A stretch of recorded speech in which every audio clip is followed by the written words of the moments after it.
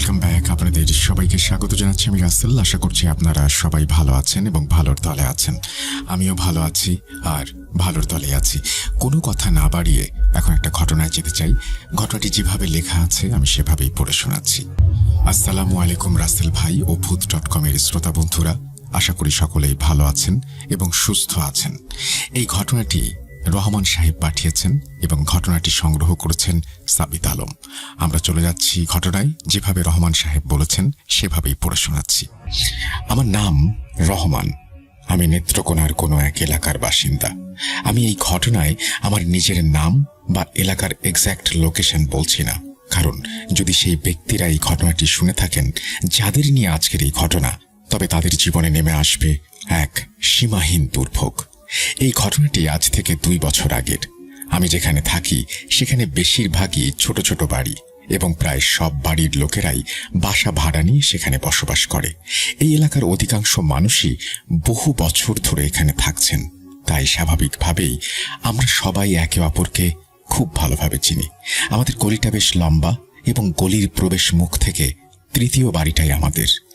যে বাড়িটিকে কেন্দ্র করে এই ঘটনা, সেটি গলির একেবারে শেষ মাথায় অবস্থিত হওয়ায় এর 2টি প্রবেশ পথ ছিল। একটি প্রবেশ পথ ছিল মূল গলির ভেতরে আর অন্যটি ছিল ওই বাড়ির ড্রয়িং রুমের দিকে, যা সরাসরি গলির পেছনের দিকে খুলত। অর্থাৎ ওই বাড়িতে আসা যাওয়ার জন্য 2টি পৃথক রাস্তা ছিল। যে পরিবারটি ওই বাড়িতে থাকতেন আমরা ওনাদের অনেক দিন যাবত চিনি। ওনারা অত্যন্ত ভদ্র এবং শালীন মানুষ হিসেবে এলাকায় পরিচিত ছিলেন। সম্প্রতি ওনারা ফুল ফ্যামিলি সহ দুবাইতে স্থানান্তরিত হয়েছেন এবং ওনাদের মা নিজের বড় ছেলের কাছে থাকার জন্য আমেরিকা চলে গেছেন।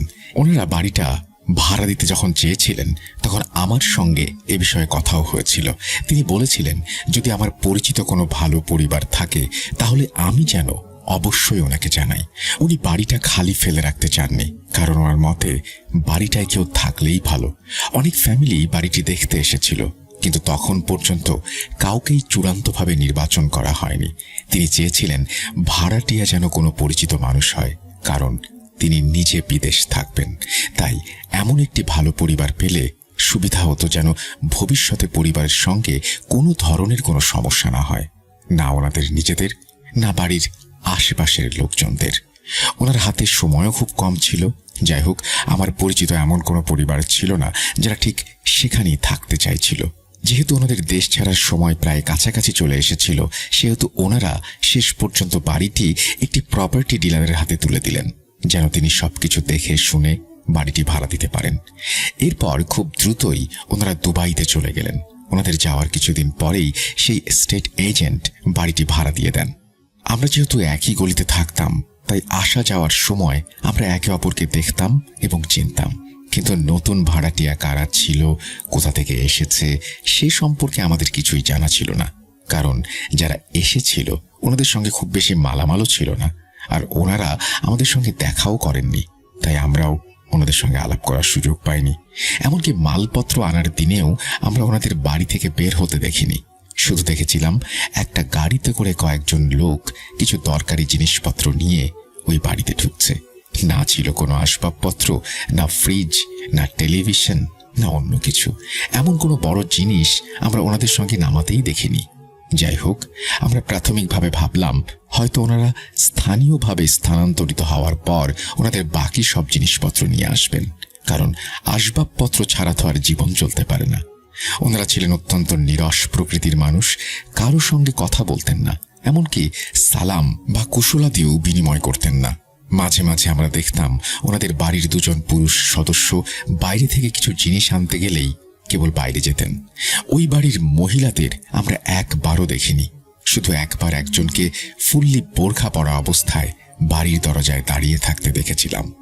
আমরা যখন ভেতরে যাওয়ার চেষ্টা করছিলাম তখন দেখলাম আমরা মহল্লার সবাই আমাদের প্রথা অনুযায়ী কিছু না কিছু খাবার তৈরি করে ওনাদের বাড়িতে স্বাগত জানানোর জন্য পাঠানোর চেষ্টা করছিলাম, কিন্তু কেউ দরজা খুলল না। ওনাদের কাজকর্ম আমাদের কাছে বেশ সন্দেহজনক মনে হয়েছিল। ওনারা খুব অল্প সময়ের জন্য বাইরে যেতেন এবং দ্রুতই বাড়িতে ফিরে আসতেন। বাড়ির প্রতিটি দরজা এবং জানালা সবসময় শক্ত করে বন্ধ থাকত। এই সমস্ত বিষয় আমাদের জন্য বেশ অদ্ভুত ছিল। কিছুদিনের মধ্যেই মহল্লার এই পরিবারটিকে নিয়ে নানা রকম গুজব ছড়াতে শুরু করলো। এই বাড়ির ঠিক পাশের বাড়িটা ছিল আমাদের মহল্লার এক ছোট ভাইয়ের। সে একদিন মহল্লার সবাইকে জানালো যে ওই বাড়ি থেকে ছাগলের ডাকের মতো আওয়াজ আসছে। হ্যাঁ, আমি একবার দেখেছিলাম যে ওনারা একটা ছাগল নিয়ে ওই ঘরে ঢুকেছে, যদিও তখন কোরবানির বা ঈদের মৌসুম ছিল না। আমি তখন ভেবেছিলাম হয়তো ওনাদের কোনো পশুপালনের ব্যবসা থাকতে পারে। তখন আমাদের এক বুড়ো দাদু আমাকে বললেন, বাবা, জীবনটা বুঝে চলতে হয়।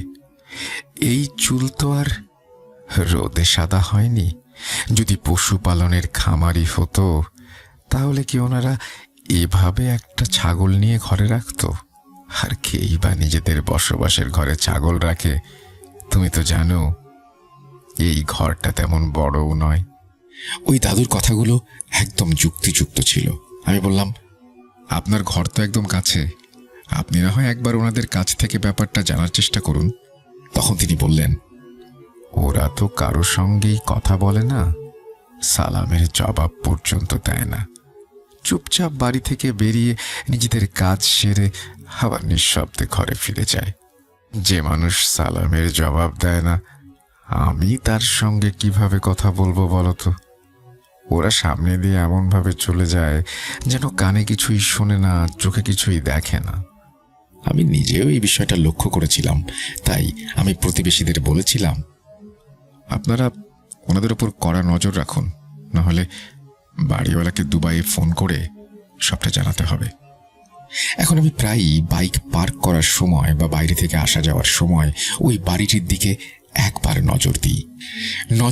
এই ভেবেছে হয়তো কাউকে বাইরে দাঁড়িয়ে থাকতে দেখব এবং তার সঙ্গে কথা বলতে পারবো, কিন্তু এমনটা কখনোই হতো না। বাড়িটা সবসময় বন্ধ থাকতো। গলিতে যে ছেলেরা খেলাধুলা করত সেই বাচ্চারা একদিন বলল যে ওই বাড়ির কেউ ময়লা ফেলে না। আর যখন পরিচ্ছন্নতা কর্মীরা আসে তখন ওনারা সেই পরিচ্ছন্নতা কর্মীদেরও মানা করে দেয়। এটা আমার জন্য বেশ অবাক করার মতো একটা ব্যাপার ছিল। তার মানে হয় ওনাদের বাড়িতে কোনো ময়লাই হয় না, অথবা ওনাদের কোনো পরিচ্ছন্নতা কর্মীর প্রয়োজন পড়ে না। একবার আমাদের এক পরিচ্ছন্নতা কর্মী বলেছিলেন যে ওরা ময়লা আমাদের দেয় না, নিজেরাই কোথাও দূরে ফেলে দিয়ে আসে। আমি জানি না ওদের ময়লার মধ্যে এমন কি থাকে। এইসব কথা শুনে আমি খুব চিন্তিত হয়ে পড়লাম। আসলে এরা কারা? আমি যেহেতু একজন বাবা, তাই প্রতি সপ্তাহান্তে ছেলেদের নিয়ে কোথাও না কোথাও ঘুরতে যেতাম। এমনই এক সন্ধ্যায় আমি ওই দুইজন লোককে একটা পিৎজার রেস্টুরেন্টে দেখেছিলাম। ওনারা মাস্ক পরে দুজন মেয়ের সঙ্গে বসে কথা বলছিলেন। আমি আড়াল থেকে ওনাদের দিকে নজর রাখছিলাম।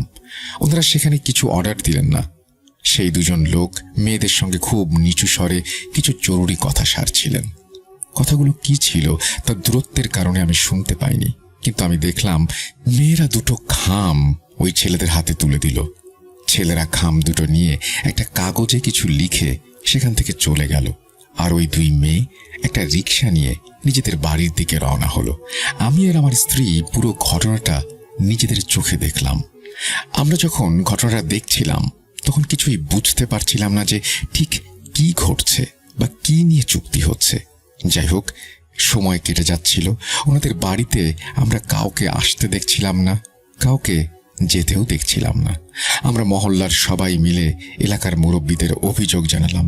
মুরব্বীরা আমাদের বললেন, এমন কোনো অভিযোগ তো নেই যার ভিত্তিতে আমরা ওনাদের বাড়িতে যেতে পারি বা ওয়ার্নিং দিতে পারি। ওনারা একা বাড়ি থেকে বের হয়, একাই ফেরে এবং চুপচাপ থাকে। তাহলে আমরা কি অভিযোগ নিয়ে ওনাদের বাড়িতে যাব? ওনারা আপনাদের সঙ্গে মেশে না বা যোগাযোগ রাখে না। আপনাদের কথাগুলো হয়তো ঠিক, কিন্তু এই সব কিছুর ওপর ভিত্তি করে ওনাদের বাড়িতে গিয়ে তো প্রশ্ন করতে পারি না। আমি তখন দুবাইতে বাড়ির মালিককে ফোন করলাম, বললাম, আপনি এই বাড়ি কাদের কাছে ভাড়া দিয়েছেন? তখন তিনিও সবটা শুনে বেশ চিন্তিত হয়ে পড়লেন। তিনি বললেন, আমি তো জানি না এরা কারা। আমি তো শেষ মুহূর্তে স্টেট এজেন্টের হাতে বাড়িটা দিয়েছিলাম, তিনি এই বাড়ি ওনাদের হাতে তুলে দিয়েছেন। আমি ভাড়ার বিষয়ে জানতে চাইলে তিনি বললেন, ভাড়া তো সব সময় চলে আসে। আমি অ্যাকাউন্ট নাম্বার চাইলে তিনি বললেন, ভাড়া আমার কাজিনের নগদ অ্যাকাউন্টে আসে, আর ওই এজেন্ট টাকাটা ট্রান্সফার করে দেয়। টাকাটা আমার কাজিনের কাছেই থাকে। তিনি হঠাৎ জিজ্ঞেস করলেন, ওনারা কি আপনাদের কোনোভাবে বিরক্ত করছে? আমি বললাম, বিরক্ত করার কথা আর কি বলবো। তখন আমি ওনাকে পুরো ব্যাপারটা খুলে বললাম। তিনি বললেন, আমি প্রপার্টি ম্যানেজারের সাথে কথা বলবো, আপনাদের জানাচ্ছি। এরপর একদিন রাতে আমি ঘুমিয়েছিলাম। হঠাৎ করে আমার খ্রিশ্চান প্রতিবেশী দৌড়ে আমার কাছে এসে বললেন, রহমান সাহেব, খেয়াল করুন, এদের আমার কাছে মোটেও ঠিক লাগছে না। আমি বললাম, কি ব্যাপার, খুলে বলুন। তিনি বললেন, প্রতিদিন ওনাদের বাড়ি থেকে একজন লোক বেরিয়ে এলাকার দূরের একটা ডাস্টবিনে আবর্জনা ফেলে আসে। ওখানকার ইউনিয়ন থেকে জানা গেছে ওনাদের আবর্জনার মধ্যে ছাগলের পচা মাথা আর ছাগলের শরীরের বিভিন্ন অংশ থাকে, যা একেবারেই স্বাভাবিক নয়। ভাবার বিষয় হলো, ছাগলের মাথা এত যত্ন করে ওনাদের বাড়ির বাইরে আবর্জনার স্তূপে কেন ফেলা হচ্ছে? আপনি কি জানেন, ছাগলের মাথা সাধারণত জাদুটোনায় ব্যবহার করা হয়। এদের এখান থেকে সরানোর ব্যবস্থা করুন, না হলে এখানে কারো বড় কোনো ক্ষতি হয়ে যাবে। আমার মনে তখন দুটো বড় বিপদের সংকেত বেজে উঠল। আমি তৎক্ষণাৎ মহল্লার সব লোকদের ডেকে একটা জরুরি মিটিং বসালাম। আমরা সবাই মিলে আলোচনা করলাম। তখন পাশের বাড়ির চাচা বললেন, আমার তো আগে থেকেই সন্দেহ ছিল, কিন্তু এখন ব্যাপারটা একেবারে স্পষ্ট হয়ে গেল। এমন কোনো শক্ত প্রমাণ ছাড়া কারো বিরুদ্ধে কিছু বলাও যায় না। তাই আমরা ঠিক করলাম যে আগে অফিসিয়াল কোনো অভিযোগ না দিয়ে আমরা মহল্লার গণ্যমান্য ব্যক্তিদের নিয়ে ওনাদের বাড়িতে যাব। আমরা যখন ওনাদের বাড়িতে গেলাম তখন অনেকক্ষণ ধরে দরজায় কড়া নাড়লাম। প্রথমে কেউ দরজা খুলল না, কিন্তু আমরা হাল ছাড়লাম না এবং দরজায় ধাক্কা দিতেই থাকলাম। তখন ভেতর থেকে একজন মহিলার কণ্ঠস্বর শুনতে পেলাম। আমরা বললাম, আপনাদের বাসার পুরুষ মানুষদের বাইরে পাঠান। উনি বললেন, ঘরে কোনো পুরুষ মানুষ নেই। আমি জিজ্ঞেস করলাম, ওনারা কখন আসবেন? উনি বললেন, জানি না কখন আসবে। আমরা সবাই জানতাম সে নির্লজ্জভাবে মিথ্যে কথা বলছে, কারণ ওনাদের বাড়ি থেকে কাউকে আমরা বাইরে বের হতে দেখিনি। আমরা খুব কড়া সুরে ওনাকে জানিয়ে দিলাম এবং ওনাদের কাছে বার্তা পৌঁছে দিলাম যে সন্ধ্যায় যেন ওনারা এলাকার ডিফেন্স পার্টি অফিসে এসে দেখা করে, খুব জরুরি কাজ আছে। কিন্তু সেদিনও ওনাদের কেউ আসেনি। ওই রাতেই হঠাৎ করে আমাদের গলির ট্রান্সফরমারটি পুড়ে গেল। তখন ছিল প্রচণ্ড গরমের মাস, জুন মাস। যাদের বাড়িতে জেনারেটর বা আইপিএস ছিল ওনারা তো বাড়ির ভেতরেই ছিল, কিন্তু যাদের বাড়িতে জেনারেটর বা আইপিএস এর ব্যবস্থা ছিল না ওনারা সবাই গরমের কারণে বাইরে বেরিয়ে এসেছিলেন। কিন্তু আশ্চর্যের বিষয় হলো, ওই বাড়ি থেকে কেউ বের হলো না। সারা রাত বিদ্যুৎ ছিল না, তবুও ওই বাড়ির পর্দা এক চুলো সরল না, জানালাও একটু খোলা হলো না। এই ঘটনা আমাদের গলির সবাইকে আরো বেশি চিন্তায় ফেলে দিয়েছিল এবং ওনাদের ওপর আমরা সবাই ভীষণ রেগে গিয়েছিলাম। একদিন আমাদের পাশের বাড়ির মেয়ে রোকসানা সন্ধ্যার সময় বাইরে বেরিয়ে এলো। বাচ্চারা তখন ক্রিকেট খেলতে যাচ্ছিল। ঠিক সেই মুহূর্তে একটা লোক ওই বাড়ি থেকে একটা বড় কালো শপিং ব্যাগ হাতে বেরিয়ে এলো। সে বরাবরের মতোই নিজের আবর্জনা ফেলতে যাচ্ছিল। রোকসানার মাথায় তখন কি ভর করলো কে জানে। সে দৌড়ে গিয়ে লোকটার হাত থেকে শপিং ব্যাগটা ছিনিয়ে নিল। লোকটা এই ধরনের আকস্মিক আক্রমণের জন্য একেবারেই প্রস্তুত ছিল না। মেয়েটা ব্যাগটা ছিনিয়ে নিল, কিন্তু সে এতটাই দৃঢ় প্রতিজ্ঞ ছিল যে লোকটা তার কাছ থেকে ব্যাগটা কেড়ে নেয়ার কোনো সুযোগই পেল না। খোলা রাস্তায় ক্রিকেট খেলার প্রস্তুতিতে মগ্ন কিছু ছেলে ওনাকে দেখছিল। পুরো মহল্লার ছোট বড় সবাই এই বিষয়টা সম্পর্কে জানত। সবাই জানত কারা এর সঙ্গে জড়িত। হঠাৎ করে এক মহিলা জোরে চিৎকার শুরু করলো। ক্রিকেট ম্যাচের প্রস্তুতিতে ব্যস্ত ছেলেদের হাতে বল ছিল।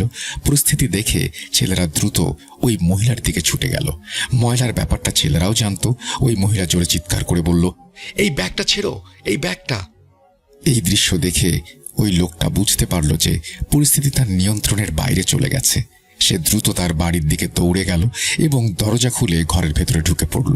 ওই মহিলা চিৎকার শুনে বুঝতে পেরেছিল যে যদি সে প্রতিবাদ করে তাহলে বাচ্চারা ওকে ধরে বেদম মারবে। বাচ্চারা তখন সবাই মিলে শপিং ব্যাগটা ছিঁড়ে ফেলল। শোরগোল শুনে মহল্লার সবাই বাড়ি থেকে বেরিয়ে এলো। সবাই নিজেদের মোবাইল ফোন বের করলো, যেন প্রমাণ থাকে যে শপিং ব্যাগের ভেতরে কি আছে বা কি ছিল। আর শপিং ব্যাগটা ছিঁড়ে যেতেই ভেতর থেকে এত বাজে গন্ধ বের হচ্ছিল যে সবাই নাকে কাপড় চেপে ধরল। ব্যাগ থেকে বের হলো পচা ছাগলের মগজ, যা পচে গলে একাকার হয়ে গেছে। মহল্লার লোকেরা তা দেখে এতটাই রেগে গেল যে ওনারা সেই বাড়িতে হামলা করে দিল এবং দরজায় জোরে জোরে ধাক্কাতে শুরু করলো। তবে ওনাদের মধ্যে একজনও বাইরে বেরিয়ে এলো না। হয়তো ওনারা সবাই ঘরে লুকিয়েছিল অথবা জানালা দিয়ে এই সব ঘটনা দেখছিল। কিছুক্ষণের মধ্যে পুলিশও এসে পৌঁছালো এবং ওনারা নিজেদের চোখে সবকিছু দেখল। দরজায় আবার সজোরে ধাক্কা দেয়া হলো। এবার ভেতর থেকে আবারও একজন মহিলার কণ্ঠস্বর শোনা গেল। সে বলল, কাল আপনারা মহল্লায় মিটিং ঠিক করে নিন। আমার ভাইয়েরা এখন বাড়িতে নেই। মিটিংয়ে ভাইরা এসে যাবে। আপনাদের যা বলার বাড়ির পুরুষদেরকেই বলবেন। আমরা বললাম, আমরা তো বাড়িতে পুরুষের সঙ্গে কথা বলতে এসেছি, তুমি কেন বারবার গেটের কাছে আসছো? ওদের পাঠাও। ওই মহিলা তখন বলল, এই সময় আমি বাধ্য হয়ে এসেছি, কারণ বাড়িতে এখন কোনো পুরুষ নেই। অথচ তার স্বামী আমাদের চোখের সামনেই বাড়িতে ঢুকেছিল। ওই মহিলা কিভাবে এত সহজে মিথ্যা কথা বলছিল আমরা বুঝতে পারছিলাম না। আমরা চেঁচিয়ে বললাম, তোমার স্বামী তো এই বাড়িতেই ঢুকেছে। সে কি উড়ে গেছে নাকি, না অন্য কোথাও চলে গেছে? কিন্তু সে স্পষ্টভাবে সে কথা অস্বীকার করলো। এখন বাড়িতে কোনো পুরুষ মানুষ নেই। আপনারা সন্ধ্যায় এসে কথা বলুন। আমরা তখন আর কোনো কিছু করতে পারতাম না। যদি জোর করে কিছু করতাম তাহলে অনেক বড় ঝামেলা হয়ে যেত। ওই মহিলা বেশ চালাক ছিল। যদি তেমন কিছু হতো তাহলে ওনারা সব দোষ আমাদের অর্থাৎ পাড়া প্রতিবেশীদের ওপর চাপিয়ে দিত। পাড়ার সবাই এই বিষয়টা নিয়ে খুব চিন্তিত ছিল। আমি আবার দুবাইতে ফোন করে বাড়িওয়ালাকে পুরো ঘটনাটা জানালাম। তিনি তখন ওনাদের দেয়া জাতীয় পরিচয়পত্রের একটি কপি চাইলেন, যেন আমরা নিশ্চিত হতে পারি যে এই লোকটাই সেই ব্যক্তি যাকে বাড়ি ভাড়া দেয়া হয়েছিল। এখন এই আইডি কার্ড যাচাই করার পালা। এর উপর যে ঠিকানা দেয়া ছিল সেটি গোপালগঞ্জের। এই কাজটা সকালেই করা সম্ভব ছিল। পরের দিন সকালে আমরা 2-3 জন মিলে প্রপার্টি ডিলারের কাছে গেলাম। তখন তিনিও বেশ চিন্তিত হয়ে উঠলেন। তিনি বললেন, আমাদের কাছে তো দুই পক্ষই চুক্তি করে, আমরা কেবল দুই পক্ষকে মিলিয়ে নিই। কার আচরণ কেমন সেটা তো আমাদের জানার কথা নয়। কিন্তু আমি সন্ধ্যার মিটিংয়ে অবশ্যই আসব, আর আমরা ওনাদের নিজেদের পক্ষ থেকে বাড়ি খালি করার জন্য নোটিশ দিব। আপনারা চিন্তা করবেন না। হ্যাঁ, কিন্তু আমরা কিভাবে চিন্তা না করে থাকতাম? এখানে প্রপার্টি ডিলারেরও কোনো দোষ ছিল না। স্পষ্ট ব্যাপার হলো ওনারা কাউকে ব্যক্তিগতভাবে চেনেন না। সকাল থেকে সন্ধ্যা পর্যন্ত সবাই ওই বাড়ির দরজা একবারও খুলল না। যাই হোক, সন্ধ্যা হলো, সবাই জমায়েত হলো, কিন্তু যাদের সঙ্গে কথা বলার ছিল, যাদের জন্য এই মিটিং রাখা হয়েছিল, ওনারা সবাই উধাও। আমরা কিছুক্ষণ অপেক্ষা করলাম। যখন নিশ্চিত হলাম যে কেউই আসবে না, তখন আমরা সবাই মিলে ওনাদের দরজার দিকে এগিয়ে গেলাম। দরজায় বেল বাজিয়ে আমাদের হাত ব্যথা হয়ে গেল, কিন্তু কেউ দরজা খুলল না। তখন গেট টপকে ভেতরে যাওয়ার সিদ্ধান্ত নেওয়া হলো। গেট টপকে ভিতরে গিয়ে দরজাটা খুলে দেয়া হলো। সব মহল্লার লোকেরা এবং জেলা পরিষদ সদস্যরা ভেতরে প্রবেশ করলেন, কিন্তু ভেতরে কাউকে পাওয়া গেল না। ঘরের ভেতর থেকে পচা মাংসের এক তীব্র দুর্গন্ধ আসছিল। ভেতরে আমরা যা কিছু দেখলাম তা আমাদের আতঙ্কিত করার জন্য যথেষ্ট ছিল। অদ্ভুত সব জিনিসপত্র দেখে আমরা হতবাক হয়ে গেলাম। দেয়ালের এখানে সেখানে কয়লা দিয়ে অদ্ভুত ভাষায় কিছু লেখা ছিল, সঙ্গে কিছু বিচিত্র চিহ্নও আঁকা ছিল। পরিষ্কার বোঝা যাচ্ছিল যে রাতের কোনো একটা সময় ওনারা পেছনের দরজা দিয়ে ঘর ছেড়ে পালিয়ে গিয়েছে। ওনাদের কাছে কোনো মালপত্র ছিল না, তাই ওনাদের জন্য পালানোও খুব সহজ ছিল। ইউনিয়নের লোকেরা আমাদের সঙ্গেই ছিল। ঘরের ভেতরে রান্নাঘরের মেঝে রক্তে ভেসে যাচ্ছিল, যা দেখে মনে হচ্ছিল অনেক দিন ধরে এখানে পড়ে আছে এগুলো। রান্নাঘরের একপাশে কিছু ধারালো ছুরি আর চাপাতি ছিল। রান্নাঘরের ক্যাবিনেটে ছাগলের মাংস ঝুলছিল, যা দেখে মনে হচ্ছিল একদিনের পুরনো, অর্থাৎ ছাগলগুলো এখানেই রান্নাবান্না জবাই করা হতো। একপাশে ছাগলের লিভার, ফুসফুস এবং হৃৎপিণ্ড পড়েছিল। পুরো বাড়িটা খালি ছিল, শুধু রান্নাঘরে 5টা প্লেট আর বিভিন্ন রেস্টুরেন্টের শপিং ব্যাগ পড়েছিল। স্পষ্ট বোঝা যাচ্ছিল যে এই বাড়িতে রান্না হতো না, কারণ প্লেট ছাড়া রান্নাঘরে মাত্র 2টো গ্লাস ছিল। কোনো বাটি বা পাতিল ছিল না, আর কিছুই দেখা গেল না। ব্যবহৃত জিনিসপত্রের মধ্যে ঘর থেকে মাত্র 6টা বালিশ পাওয়া গেল। না ছিল কোনো চাদর, না কোনো কাপড়, কিচ্ছু না। সবচেয়ে বড় কথা হলো, যখন ওপরের ঘরটা খোলা হলো, আপনারা বিশ্বাস করবেন না, আমরা সবাই ভয়ে আমাদের চোখ ফিরিয়ে নিলাম।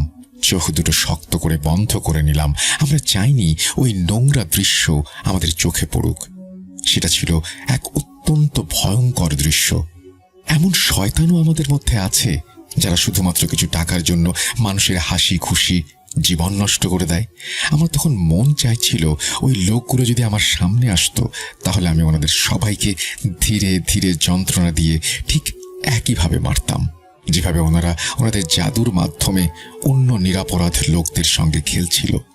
ওই ঘরে দেয়ালের বিভিন্ন জায়গায় হুক লাগানো ছিল এবং সেগুলোর ওপর পুতুলগুলোকে ফাঁসির মতো করে ঝুলিয়ে রাখা হয়েছিল। প্রতিটি পুতুলের ওপর আলাদা আলাদা নাম লেখা ছিল। কিছু পুতুলে সূঁচ ঢোকানো ছিল, আর কিছু পুতুল তখনও অসম্পূর্ণ ছিল। যেই পুতুলগুলো বানাচ্ছিল সেই হাত দিয়েই সেলাই করে এক পাশে রেখে দিয়েছিল, আর কিছু পুতুলে কেবল তুলা ভর্তি করা বাকি ছিল। এই দৃশ্যটা এমন ছিল যে পরিষ্কার বোঝা যাচ্ছিল ওনারা হঠাৎ করেই সবকিছু ছেড়ে পালিয়ে গিয়েছে, কারণ আমরা ওনাদের আসল চেহারাটা ধরে ফেলেছিলাম। ঘরের আলমারির ভেতর থেকে কিছু লেবু, লবণ, চিনি আর একটা নোটবুক পাওয়া গিয়েছিল, যেখানে কিছু মানুষের নাম এবং ওনাদের শরীরের কোথায় কোথায় কষ্ট দিতে হবে সেই জায়গাগুলোর কথাও লেখা ছিল। আর একটা ছোট কাগজে 4-5টা নাম আর তাদের কাছ থেকে পাওনা টাকার বিস্তারিত বিবরণ ছিল। কারো কাছ থেকে 1.5 লাখ, কারো কাছ থেকে 2 লাখ, কারো কাছ থেকে 1 লাখ, কারো কাছ থেকে 5 লাখ। যার যার সামর্থ্য অনুযায়ী রেট ঠিক করা ছিল। আলমারির ভেতর থেকে 1-2টি ছবিও পাওয়া গিয়েছিল, যার মধ্যে একটাতে কারো বুকের ওপর দাগ দেওয়া হয়েছিল। এই সব কিছুর বর্ণনা এমন ছিল যেন চিৎকার করে বলছিল সে এখানে কি ভয়ানক কাণ্ড ঘটত। আমরা সবকিছুর ছবি তুলে বাড়িওয়ালাকে পাঠিয়ে দিলাম, আর তিনিও অবাক হয়ে গেলেন যে তার বাড়িতে এই সব ঘটেছিল। হঠাৎ করে বাড়িওয়ালার কাজিনও এসে পড়লেন। ওনারা সবকিছু নিজের চোখে দেখলেন। পরে জানা গেল ভাড়াটিয়াদের দেয়া আইডি কার্ডটাও নকল ছিল। তাদের ব্যাংকিং অ্যাকাউন্টের নাম্বারটিতেও যোগাযোগ করার চেষ্টা করা হয়েছিল, কিন্তু সেই নাম্বারটা ব্লক করা ছিল।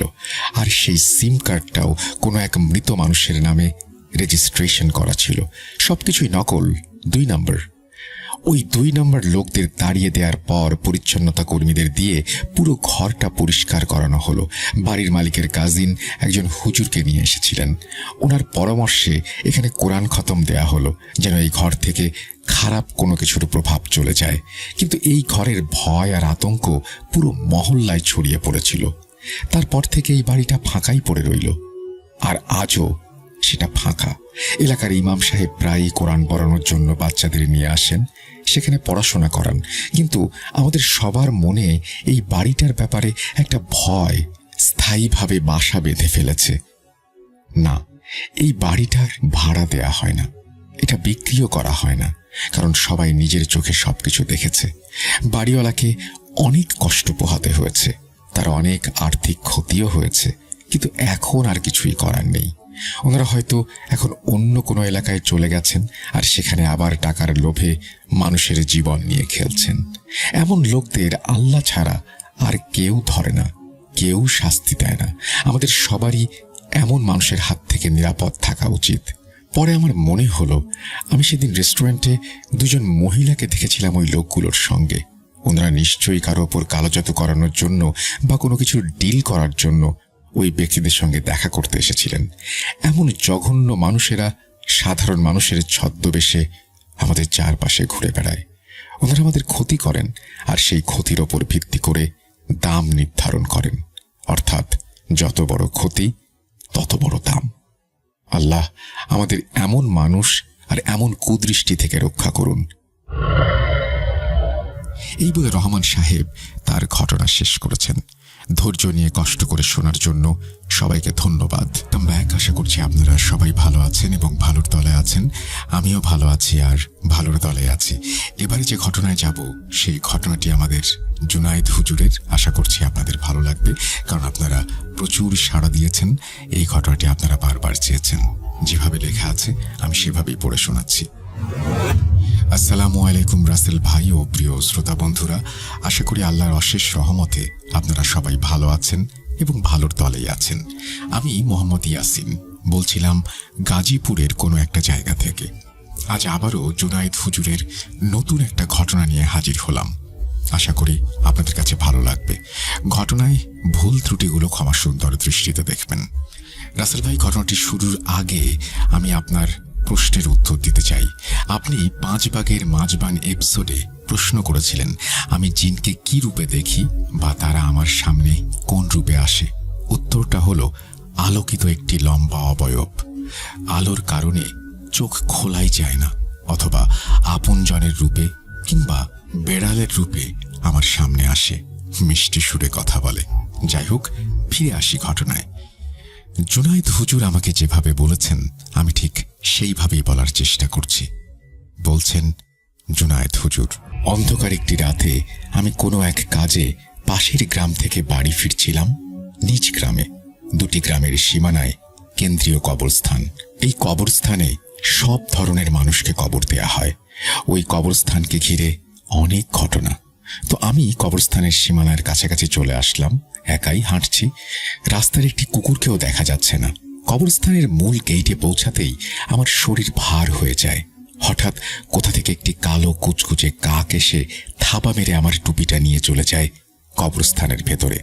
এইবার আমি কবরস্থানের দিকে মুখ ফেরাই। দেখতে পাই কবরস্থানের ঠিক মাঝখান থেকে একটি আলো ভেসে আসছে। আমার আগ্রহ বেড়ে যায়। হঠাৎ ইসমাইল আমার কানে কানে বলে ওঠে, হুজুর, ভেতরে যাবেন না, ভেতরে শুধু মোহ। যদি একবার প্রবেশ করেন আপনার সাথে আমি প্রবেশ করতে পারবো না। হঠাৎ কবরস্থান থেকে একটি মিষ্টি আওয়াজ আমার কানে ভেসে আসে। আমি ইসমাইলের কথার তোয়াক্কা না করে কবরস্থানে প্রবেশ করলাম। মনে হচ্ছিল কোনো একটা কিছু আমাকে টেনে নিয়ে যাচ্ছে সেই মিষ্টি সুরের দিকে। হঠাৎ আমি হোঁচট খেয়ে পড়ে যাই। একটি গর্তের মধ্যে গিয়ে পড়ি। তখন আমার মোহ ভেঙে যায়। দেখতে পাই একটি পুরনো ভাঙা কবর। হঠাৎ আমার হাতে শক্ত একটা কিছুর স্পর্শ লাগলো। টান দিতেই দেখি একটি হাড়। আমি ভয়ে কেঁপে উঠলাম। হঠাৎ কবরের সামনে থেকে কর্কশ কণ্ঠে কেউ বলল, হিরে, তুই আমার ঘরে কি করিস? বুঝেছি, আজ তোকে বলি দেয়া হবে। আমি কিছু বুঝতে পারছিলাম না। কে আবার বলি দেবে আমাকে? এবার আমি মনে সাহস সঞ্চার করে বিসমিল্লাহ বলে কবর থেকে এক লাফে উঠে আসি। কিন্তু রাত যত বাড়ছে ততই অন্ধকার হচ্ছে। আকাশের দিকে তাকাতেই বুঝতে পারলাম আজ অমাবস্যার রাত। হায় আল্লাহ, এ আমি কি বিপদে পড়লাম! দিক বিদিক হয়ে আমি ছুটতে শুরু করি, কিন্তু কবরস্থান থেকে বের হওয়ার কোনো রাস্তা খুঁজে পাচ্ছিলাম না। হঠাৎ আবার একটি গর্তে পড়ে যাই। হঠাৎ সেই শোনা পুরনো কর্কশ কণ্ঠস্বরটা আবারও ভেসে আসে, কিরে, আর কত দৌড়াবি? দৌড়ে কোনো লাভ নেই। আসলেই আমি আবার সেই স্থানেই চলে এসেছি। উপায় না পেয়ে আমি আবার কবর থেকে বের হয়ে আসি। সারা শরীর রক্তের দাগ। হঠাৎ একদল কাক উড়ে এসে আমার মাথার ওপরে কাকা আওয়াজ শুরু করলো। আমি আমার কান ধরে বসে পড়ি, মনে মনে আল্লাহকে স্মরণ করি। সেই মুহূর্তে আমার মনে কোনো দোয়া আসছিল না। হঠাৎ আমার কানে সেই মিষ্টি সুর ভেসে উঠল। আমি যেন আবার বিমোহিত হয়ে ছুটে চললাম সেই আওয়াজের দিকে। কতক্ষণ যে হেঁটেছি আমার মনে নেই। হঠাৎ আমি লাফ মেরে উঠি। আমার মোহ ভেঙে যায়। দেখতে পাই এক ৮০-৯০ বছর বয়সী লোক বসে বসে কি যেন বিড়বিড় করছে। আমাকে দেখে নারী আর পুরুষ মিশ্রিত কণ্ঠে বলে উঠল, কিরে জুনায়েদ, আমাকে চিনতে পেরেছিস? সেই ৫ বছর আগে আমাকে অপদস্থ করে ৭ মোহের বাদশার হাতে তুলে দিয়েছিলি। আমি বলেছিলাম আমি ফিরে আসব। দেখ, আমি আমার কথা রেখেছি। আমি ফিরে এসেছি। এখন তুই সহ তোর গ্রামবাসীদের জীবন আমি জাহান্নামে পরিণত করব। সে অট্ট হাসিতে মেতে উঠল। তার এই পৈশাচিক হাসি পুরো কবরস্থানের মধ্যে প্রতিফলিত হচ্ছিল। আমি জিজ্ঞেস করলাম, কে তুমি? আমি চিনতে পারলাম না। আমাকে ভুলে গেছিস? আমি হলাম সামাদ জাদুকর। তুই কিভাবে ফিরে আসলি? তোকে তো ৭ মোহের বাদশা সমুদ্রের মাঝখানে বন্দি করে রেখেছিল। প্রিয় শ্রোতা বন্ধুরা, এখন নিশ্চয় জানতে ইচ্ছে করছে কে এই সামাদ জাদুকর যাকে 7 মহের বাদশাহ বন্দী করেছিল। তাহলে আমাদের ফিরে যেতে হবে অতীতের 5 বছর আগে। তো চলুন অতীতের ছেঁড়া পৃষ্ঠাটি আর একবার উল্টাই। সময়টা তখন শীতকাল। গ্রামের মানুষরা নিশ্চিন্তে তাদের দিন অতিবাহিত করছে। কিন্তু একদিন এক মুসাফির আসে আমাদের গ্রামে। জীর্ণ শীর্ণ অবস্থা তার, দেখে মনে হচ্ছিল অনেক দিন ধরে কিছু খায়নি। তো গ্রামের দক্ষিণ দিকে আমাদের হিন্দু সম্প্রদায় মানুষদের একটি বিরাট বট গাছ ছিল। তারা সেই বট গাছে বিভিন্ন ধরনের মানত করত। তো সেই মুসাফির ওই বট গাছটিতে গিয়ে আশ্রয় নিল। তার এই খারাপ অবস্থা দেখে হিন্দু ভাই বোনেরা কিছু খাবার দিয়ে যেত। এভাবে 2 দিন কেটে গেল, কিন্তু 3 দিনের মাথায় একটি 2 বছরের বাচ্চা পানিতে পড়ে যায়। পানি থেকে তুলে সবাই দেখতে পেল সে আর শ্বাস নিচ্ছে না। তার মানে সে মারা গেছে। হঠাৎ সেই মুসাফির এগিয়ে এসে বাচ্চাটির পিঠে সজোরে আঘাত করে, আর বাচ্চাটি চিৎকার করে কেঁদে ওঠে। বাচ্চাটি ছিল হিন্দু পরিবারের। এই দেখে গ্রামের সব হিন্দুরা ওই লোকটাকে পুজো করতে শুরু করে। ওই মুসাফির আমাদের মুসলিমদের মধ্যেও বিশৃঙ্খলা সৃষ্টি করেছিল। আমি চিন্তায় পড়ে যাই। তো একদিন রাতে আমার জিনদের সাথে আলোচনায় বসি। ইসমাইল বলে উঠল, হুজুর, জানি আপনার মনে একটাই প্রশ্ন, মৃত বাচ্চাকে কিভাবে জীবন্ত করা সম্ভব। কিন্তু হুজুর, আমি যদি বলি সম্ভব, কিভাবে? এ তো অনেক সহজ। যদি বাচ্চাটি মারাই না যায় তাহলে তাকে বাঁচানো যাবেই। আমি বুঝতে পারছি না, ঠিক করে বলো। মনে হচ্ছে আমাদেরকে দেখানো হয়েছে বাচ্চাটি মৃত। ওই যে মুসাফির, আসলে সে একজন কালো জাদুকর। মানুষের বিশ্বাস অর্জন করার জন্য পুরো ঘটনাটিকে সে সাজিয়েছে। বাচ্চাটি পুকুরে পড়ার পর সেই লোকের জিনেরা বাচ্চাটির হৃদস্পন্দন কমিয়ে আনে। ফলে সে শ্বাস নিচ্ছিল, কিন্তু খুব ধীরে। মনে হয়েছিল সেই বাচ্চাটি মারা গিয়েছে। ও, তাহলে এই ঘটনাটি সম্পূর্ণ সাজানো। কিন্তু সেই লোকটি আমাদের গ্রামে এসে এইসব ঘটনা কেন করছে? আসলে হুজুর, তার 1400 প্রাণ চাই। সে 1400 প্রাণের রক্ত একটি পাত্রে নিয়ে তার শয়তানকে উপহার দেবে। ফলে সেই পৃথিবীর সবচেয়ে বড় কালো জাদুকর হয়ে যাবে। আর সবচেয়ে খারাপ খবর এই যে সে 600 মানুষের প্রাণ নিয়ে নিয়েছে। সে মোট 90টি গ্রাম ঘুরেছে, আর তার জিনের মাধ্যমে এমনভাবে মানুষদের হত্যা করেছে দেখলে মনে হবে স্বাভাবিক মৃত্যু। এইবার আপনার গ্রামের দিকে নজর দিয়েছে। এই গ্রাম থেকে সে 25টি প্রাণ নেবে। তার মধ্যে আজকে একজনের নিতে গিয়েও নেয়নি। এখন উপায় কি? হঠাৎ বাইরে চিৎকার চেঁচামেচির আওয়াজ কানে আসলো। আলোচনা ছেড়ে বাইরে বের হয়ে আসি। আব্বার কাছ থেকে জানতে পারি গ্রাম প্রধানকে সাপে কামড় দিয়েছে আর সে মারা গিয়েছে। হুজুর, সে তার প্রথম শিকার করে ফেলেছে। আমি পুনরায় আলোচনায় বসি। এখানে এর হাত থেকে কিভাবে মুক্তি পাওয়া যাবে? ইসমাইলকে জিজ্ঞেস করি। ইসমাইল কোনো উত্তর দিতে পারে না। এভাবেই 3 দিন কেটে যায়। 3 দিনে গ্রামে আরো 2 জনের মৃত্যু হয়েছে। একজন পানিতে পড়ে, আরেকজন গাছ থেকে পড়ে। আর প্রত্যেক মৃত্যুর পর বেশ খানিকটা রক্ত ওই পুরনো বট গাছে পাওয়া গেছে।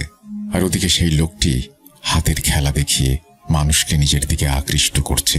মানুষজন কাজ ছেড়ে দিয়ে সারাদিন ওই লোকের পায়ের কাছে পড়ে থাকে।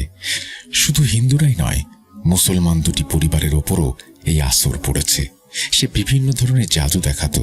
বেড়ালকে সাপ বানিয়ে ফেলতো, বটগাছের নিচে হাত দিয়ে টাকা বের করে আনতো, আরো কত কি। তো এই সব দেখে গ্রামের সব মসজিদের ইমাম সাহেবেরা চিন্তিত হয়ে পড়েন। তো একদিন ইমাম সাহেবেরা সহ গ্রামের বিজ্ঞ লোকেরা আমার বাড়িতে এসে এই সমস্যার সমাধান চান। প্রথমে আমি রাজি হইনি, কারণ একে সরানো এত সহজ নয়। কিন্তু তাদের জোরাজুরিতে কিছুদিন সময় চেয়ে নেই। রাতে আমার 7 রত্নের সাথে আলোচনায় বসি, কিন্তু সময় পার হয়ে যায়। কয়েক সেকেন্ড থেকে মিনিট, মিনিট থেকে ঘন্টা আলোচনা চলতেই থাকে, সমাধান হচ্ছিল না। হঠাৎ আলিফ বলে উঠল, আচ্ছা, এই লোক এমন কেন যাকে পরাজিত করতে এত আলোচনা করতে হয়? সে কি কোনো রাজা, বাদশা নাকি? আমি বললাম, 1 মিনিট, তুমি কি বলতে চাও? বলছি, সে কি কোনো বাদশা নাকি? ঠিক, সমাধান পেয়ে গেছি। ইসমাইল বলল, হুজুর, কি সমাধান পেয়েছেন? আরে, আমরা তো 7 মোহের বাদশার কথা ভুলেই গিয়েছি। তিনি তো পারেন এই সমস্যার সমাধান করতে। আমার এই কথা শুনে সবাই স্তব্ধ হয়ে যায়। ইসমাইল বলে, আপনার মাথা ঠিক আছে? মনে নেই গতবার কি হয়েছিল? তাকে আর বিরক্ত যেন না করা হয়। কিন্তু ইসমাইল, এছাড়া আর কোনো উপায় দেখছি না। যদি তোমার কাছে কোনো সমাধান থেকে দাও। প্রথম থেকে ইসমাইল ইতস্তত করলেও পরবর্তীতে সে রাজি হয়ে যায়। আসলে 7 মোহের বাদশাকে সে প্রচন্ড ভয় পায়। যাই হোক, 7 মোহের বাদশাকে ডাকার জন্য সেই আমলটি করা হয় এবং রাত 2টার দিকে আমরা আমল করি। এই ঘটনায় 7 মোহের বাদশার প্রসঙ্গটি আবারও এসেছে। আপনারা জানেন যে এই পুরো প্রক্রিয়াটি আমরা আগেও বলেছি, সুতরাং আমি ওই অংশটুকু বাদ দিয়ে দিচ্ছি। 7 মোহের বাদশা চলে যাওয়ার পর গ্রামবাসীদের নিয়ে আমি সামাদ জাদুঘরের ডেরায় পৌঁছাই। ওই জাদুঘরের জিনদের আমার জিনেরা নানান রকম ভাবে আয়ত্তে নিয়ে আসে, আর আমরা জাদুঘরকে পেটাতে পেটাতে মেঘনা নদীতে ফেলে দেই। পরবর্তীতে জানতে পারি 7 মোহের বাদশা তার অধীনে থাকা জিনদের মাধ্যমে সাগরের ঠিক মাঝখানে তাকে বন্দী করে রেখেছে, যাতে সে আর খারাপ কাজ করতে না পারে। প্রিয় শ্রোতা বন্ধুরা, সময় এসেছে অতীতের পৃষ্ঠাটি বন্ধ করে বর্তমানে ফিরে আসার। সামাদ জাদুকর রহস্যের হাসি হেসে বলে উঠল, তুই যে আমার জিনদের সমুদ্রের মাঝখানে ফেলে দিয়েছিলি। এক মাছ ধরার জালে সেই কাঁচের বোতলটি উঠে আসে, আর বোতল খুলতেই আমার জিনেরা মুক্ত হয়ে ওই দ্বীপ থেকে উদ্ধার করে। এখন তোর কি হবে তুই ভেবে দেখ। তুই আমার কিছুই করতে পারবি না। তোর ধ্বংস হবে ইনশাল্লাহ আমার হাতেই হবে। এবার তার হাসি থেমে যায়, তার চোখ রক্তবর্ণ ধারণ করে, গলা থেকে গড় গড় আওয়াজ বেরোতে শুরু করে, তার পেছন থেকে কালো দুটো অবয়ব আমার দিকে আসতে শুরু করে। আমি মনে মনে ইসমাইলকে স্মরণ করছিলাম, কিন্তু তার কোনো দেখা পাচ্ছিলাম না। হঠাৎ দেখতে পাই কালো জাদুঘরের সামনে 2টি বড় পেয়ালা রাখা, আর পেয়ালা দুটোতে রক্ত। সেই পেয়ালা থেকে তীব্র বাজে গন্ধ আসছে। সে অবয়ব 2টি এক নিঃশ্বাসে সেই রক্ত পান করে। এই দেখে আমি আর সহ্য করতে না পেরে সেখানেই বমি করে দেই। এইবার আস্তে আস্তে শব্দ আমনে পড়ছিল। আর দেরি না করে কবরস্থান থেকে 1 মুঠো মাটি নিয়ে আয়াতুল কুরসি পড়ে ফুঁ দিয়ে ওই মাটি 2 অবয়বের দিকে ছুঁড়ে মারি। এক চিৎকার দিয়ে অবয়ব 2টো উধাও হয়ে যায়। ঘন কালো অন্ধকার, কবরের মধ্যে কেবল আমি আর সামাদ জাদুকর। আশেপাশে থেকে প্যাঁচার ডাক ভেসে আসছিল। হঠাৎ পেছনে ফিরে দেখতে পাই 7 রত্নরা আমার দিকেই আসছে, সাথে রয়েছে গ্রামবাসী। এবার আমি কালো জাদুকরকে বলি, কিরে, এখন কোথায় পালাবি? কালো জাদুকর রেগে আগুন হয়ে গিয়েছে। এক লাফে আমার সামনে এসে আমার হাত কামড়ে ধরে। আমি চিৎকার দিয়ে অজ্ঞান হয়ে যাই। তারপর কি হয়েছিল আমার মনে নেই। সকালে আমি নিজেকে আমার বাড়ির বিছানায় আবিষ্কার করি। হাত পায়ে প্রচন্ড ব্যথা, কিন্তু কামড়ানোর কোনো দাগ নেই। আমি ইসমাইলকে জিজ্ঞেস করি কি হয়েছিল। ইসমাইল বলল, আপনাকে বারবার মানা করার পরেও আপনি সেই কবরস্থানে ঢুকে পড়েছিলেন। তাই দেরি না করে আমি মসজিদের ইমাম সাহেবের কাছে গিয়ে সব খুলে বলি। তারপর তিনিই গ্রামবাসীদের একজোট করে কবরস্থানে নিয়ে আসেন। প্রায় 4 ঘন্টা আপনাকে খুঁজেছি, কিন্তু পাইনি। যেই ফজরের আজান দেয়া হলো, তখনই দেখি আপনি কবরস্থানে ঠিক মাঝখানে অজ্ঞান হয়ে পড়ে রয়েছেন। তারপর ধরাধরি করে আপনাকে বাড়ি নিয়ে আসা হয়। এখন বলুন তো কি হয়েছিল? আমি তাদেরকে সব ঘটনা খুলে বলি। এবার হুদ বলল, হুজুর, তাহলে তো সমস্যা। যেহেতু সামাদ জাদুকর ফিরে এসেছে, প্রতিশোধ না নিয়ে সে ফিরবে না। এরপর কেটে যায় 1 মাস। সামাদ জাদুকরের কোনো খোঁজ খবর পাওয়া যায় না। অনেক খোঁজার চেষ্টা করেছি, কিন্তু পাইনি। তাই তার কথা একেবারে ভুলেই গিয়েছিলাম। কি ভাবছেন ঘটনা এখানে শেষ? ঘটনাটি এখানে শেষ হয়ে গেলে পারত, কিন্তু ঘটনাটি কেবলমাত্র এখান থেকে শুরু হলো। তো রাসেল ভাই, একটি বিশেষ কারণে 15 দিনের জন্য অন্য একটি জায়গায় যাচ্ছি, তাই ঘটনাটি সম্পূর্ণ করতে পারলাম না। কিন্তু ইনশাল্লাহ একটু দেরি হলেও বাকি অংশটুকু লিখে পাঠাবো। সকলেই এটার 2য় পর্বের জন্য অপেক্ষা করবেন আশা করি। আল্লাহ হাফেজ। Welcome back. আপনাদের সবাইকে স্বাগত জানাচ্ছি আমি রাসেল। আশা করছি আপনারা সবাই ভালো আছেন এবং ভালোর দলে আছেন। আমিও ভালো আছি আর ভালোর দলেই আছি। আরও একটা ঘটনায় যাব, যেভাবে লেখা আছে সেভাবেই পড়ে শোনাচ্ছি। আসসালামু আলাইকুম প্রিয় রাসেল ভাই। জিজ্ঞেস করব না আপনি কেমন আছেন, কারণ আমি জানি আপনি সব সময় ভালোর দলে। আজকে যে ঘটনাটি আমি বলতে চলেছি তা হলো আমার ফুফাতো ভাইয়ের সাথে ঘটে যাওয়া একটি ঘটনা। রাসেল ভাই, আমি একজন সৌদি প্রবাসী, তাই আমার পক্ষে স্টুডিওতে এসে ঘটনাটা বলা সম্ভব না। আশা রাখি যদি আপনাদের কাছে প্রচারযোগ্য মনে হয় তাহলে আপনি আপনার মতো করে ঘটনাটি লিসেনারদের শোনাবেন। আমি একটু বলে রাখি, আপনি যেভাবে লিখেছেন আমি সেভাবেই শোনাবো। অন্য কোনোভাবে শোনানোর কোনো উপায় আমার কাছে নেই। আমি যেহেতু গল্পও বলি না বা ঘটনা আমি বলি না, আমি পড়ে শোনাই, সুতরাং আপনার লেখাটাই আমি পড়ে শোনাচ্ছি। চলে যাচ্ছি ঘটনায়। তখন আমি খুব ছোট, মোটামুটি সবকিছু বোঝার মতো একটা বয়স। তখন আমি প্রায় সময়ই আমার ফুফাতো ভাইদের বাসায় যেতাম আর বেড়াতাম 2-4 দিন করে, কারণ সেই ফুফাতো ভাইয়ের মা আমার খুবই পছন্দের একজন ফুপু। তো রাসেল ভাই, আর কথা না বাড়িয়ে আমি ঘটনায় চলে যাই। ঘটনাটি ঘটেছিল 2013 বা 2014 মাঝামাঝি। আর হ্যাঁ, সেই ফুফাতো ভাইয়ের কাকার নাম ইকবাল।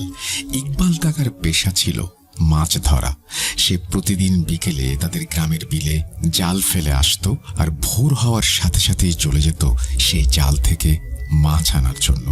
যেই দিনের ঘটনা, সেই দিনটি ছিল শুক্রবার, আর সেই দিনই আমার পরিবার সহ আমরা সবাই যাই সেই ফুফাতো ভাইয়ের বাড়িতে। আর ইকবাল কাকা আমাদের খুব পছন্দ করতেন, তাই আমাকে দেখে বললেন, ভাতিজা চলো নদীতে যাই, মাছ ধরার জন্য জাল রাখবো নদীতে, বাড়িতে এসে তোমাদের সাথে জমিয়ে গল্প করব। বরাবর আমি রাজি হয়ে গেলাম। চলে গেলাম সেই বিলে। বলে রাখা ভালো যে সেই বিলের এক পাশে ছিল একটা নিম গাছ আর গাছটার পাশে একটা কবর। তো আমরা যখন বিলের কাছে গেলাম তখন প্রায় বিকেল গড়িয়ে সন্ধ্যা। যাই হোক, নদীর কাছাকাছি যখন আমরা পৌঁছালাম তখন হঠাৎ আমার চোখ গেল সেই নিম গাছের দিকে। সেদিকে চোখ পড়তেই দেখতে পেলাম নিম গাছের নিচে বলের মতো 5 থেকে 7টা কি যেন পড়ে আছে। আমি ইকবাল কাকাকে বললাম, কাকা দেখো তো, গাছের নিচে বলের মতো কি যেন পড়ে আছে। সে দেখে বলল, চলো গিয়ে দেখি ওগুলো কি। যখন গাছটার কাছে গেলাম, গিয়ে দেখি 7টা তরমুজ পড়ে আছে। অবাক করা বিষয় হলো, গাছটার আশেপাশে না ছিল কোনো কৃষক, না ছিল কোনো মানুষ। আগেই বলেছি, আমরা আস্তে আস্তে প্রায় বিকেল গড়িয়ে সন্ধ্যা হয়ে যায়। সবাই যার যার বাড়িতে চলে গেছে।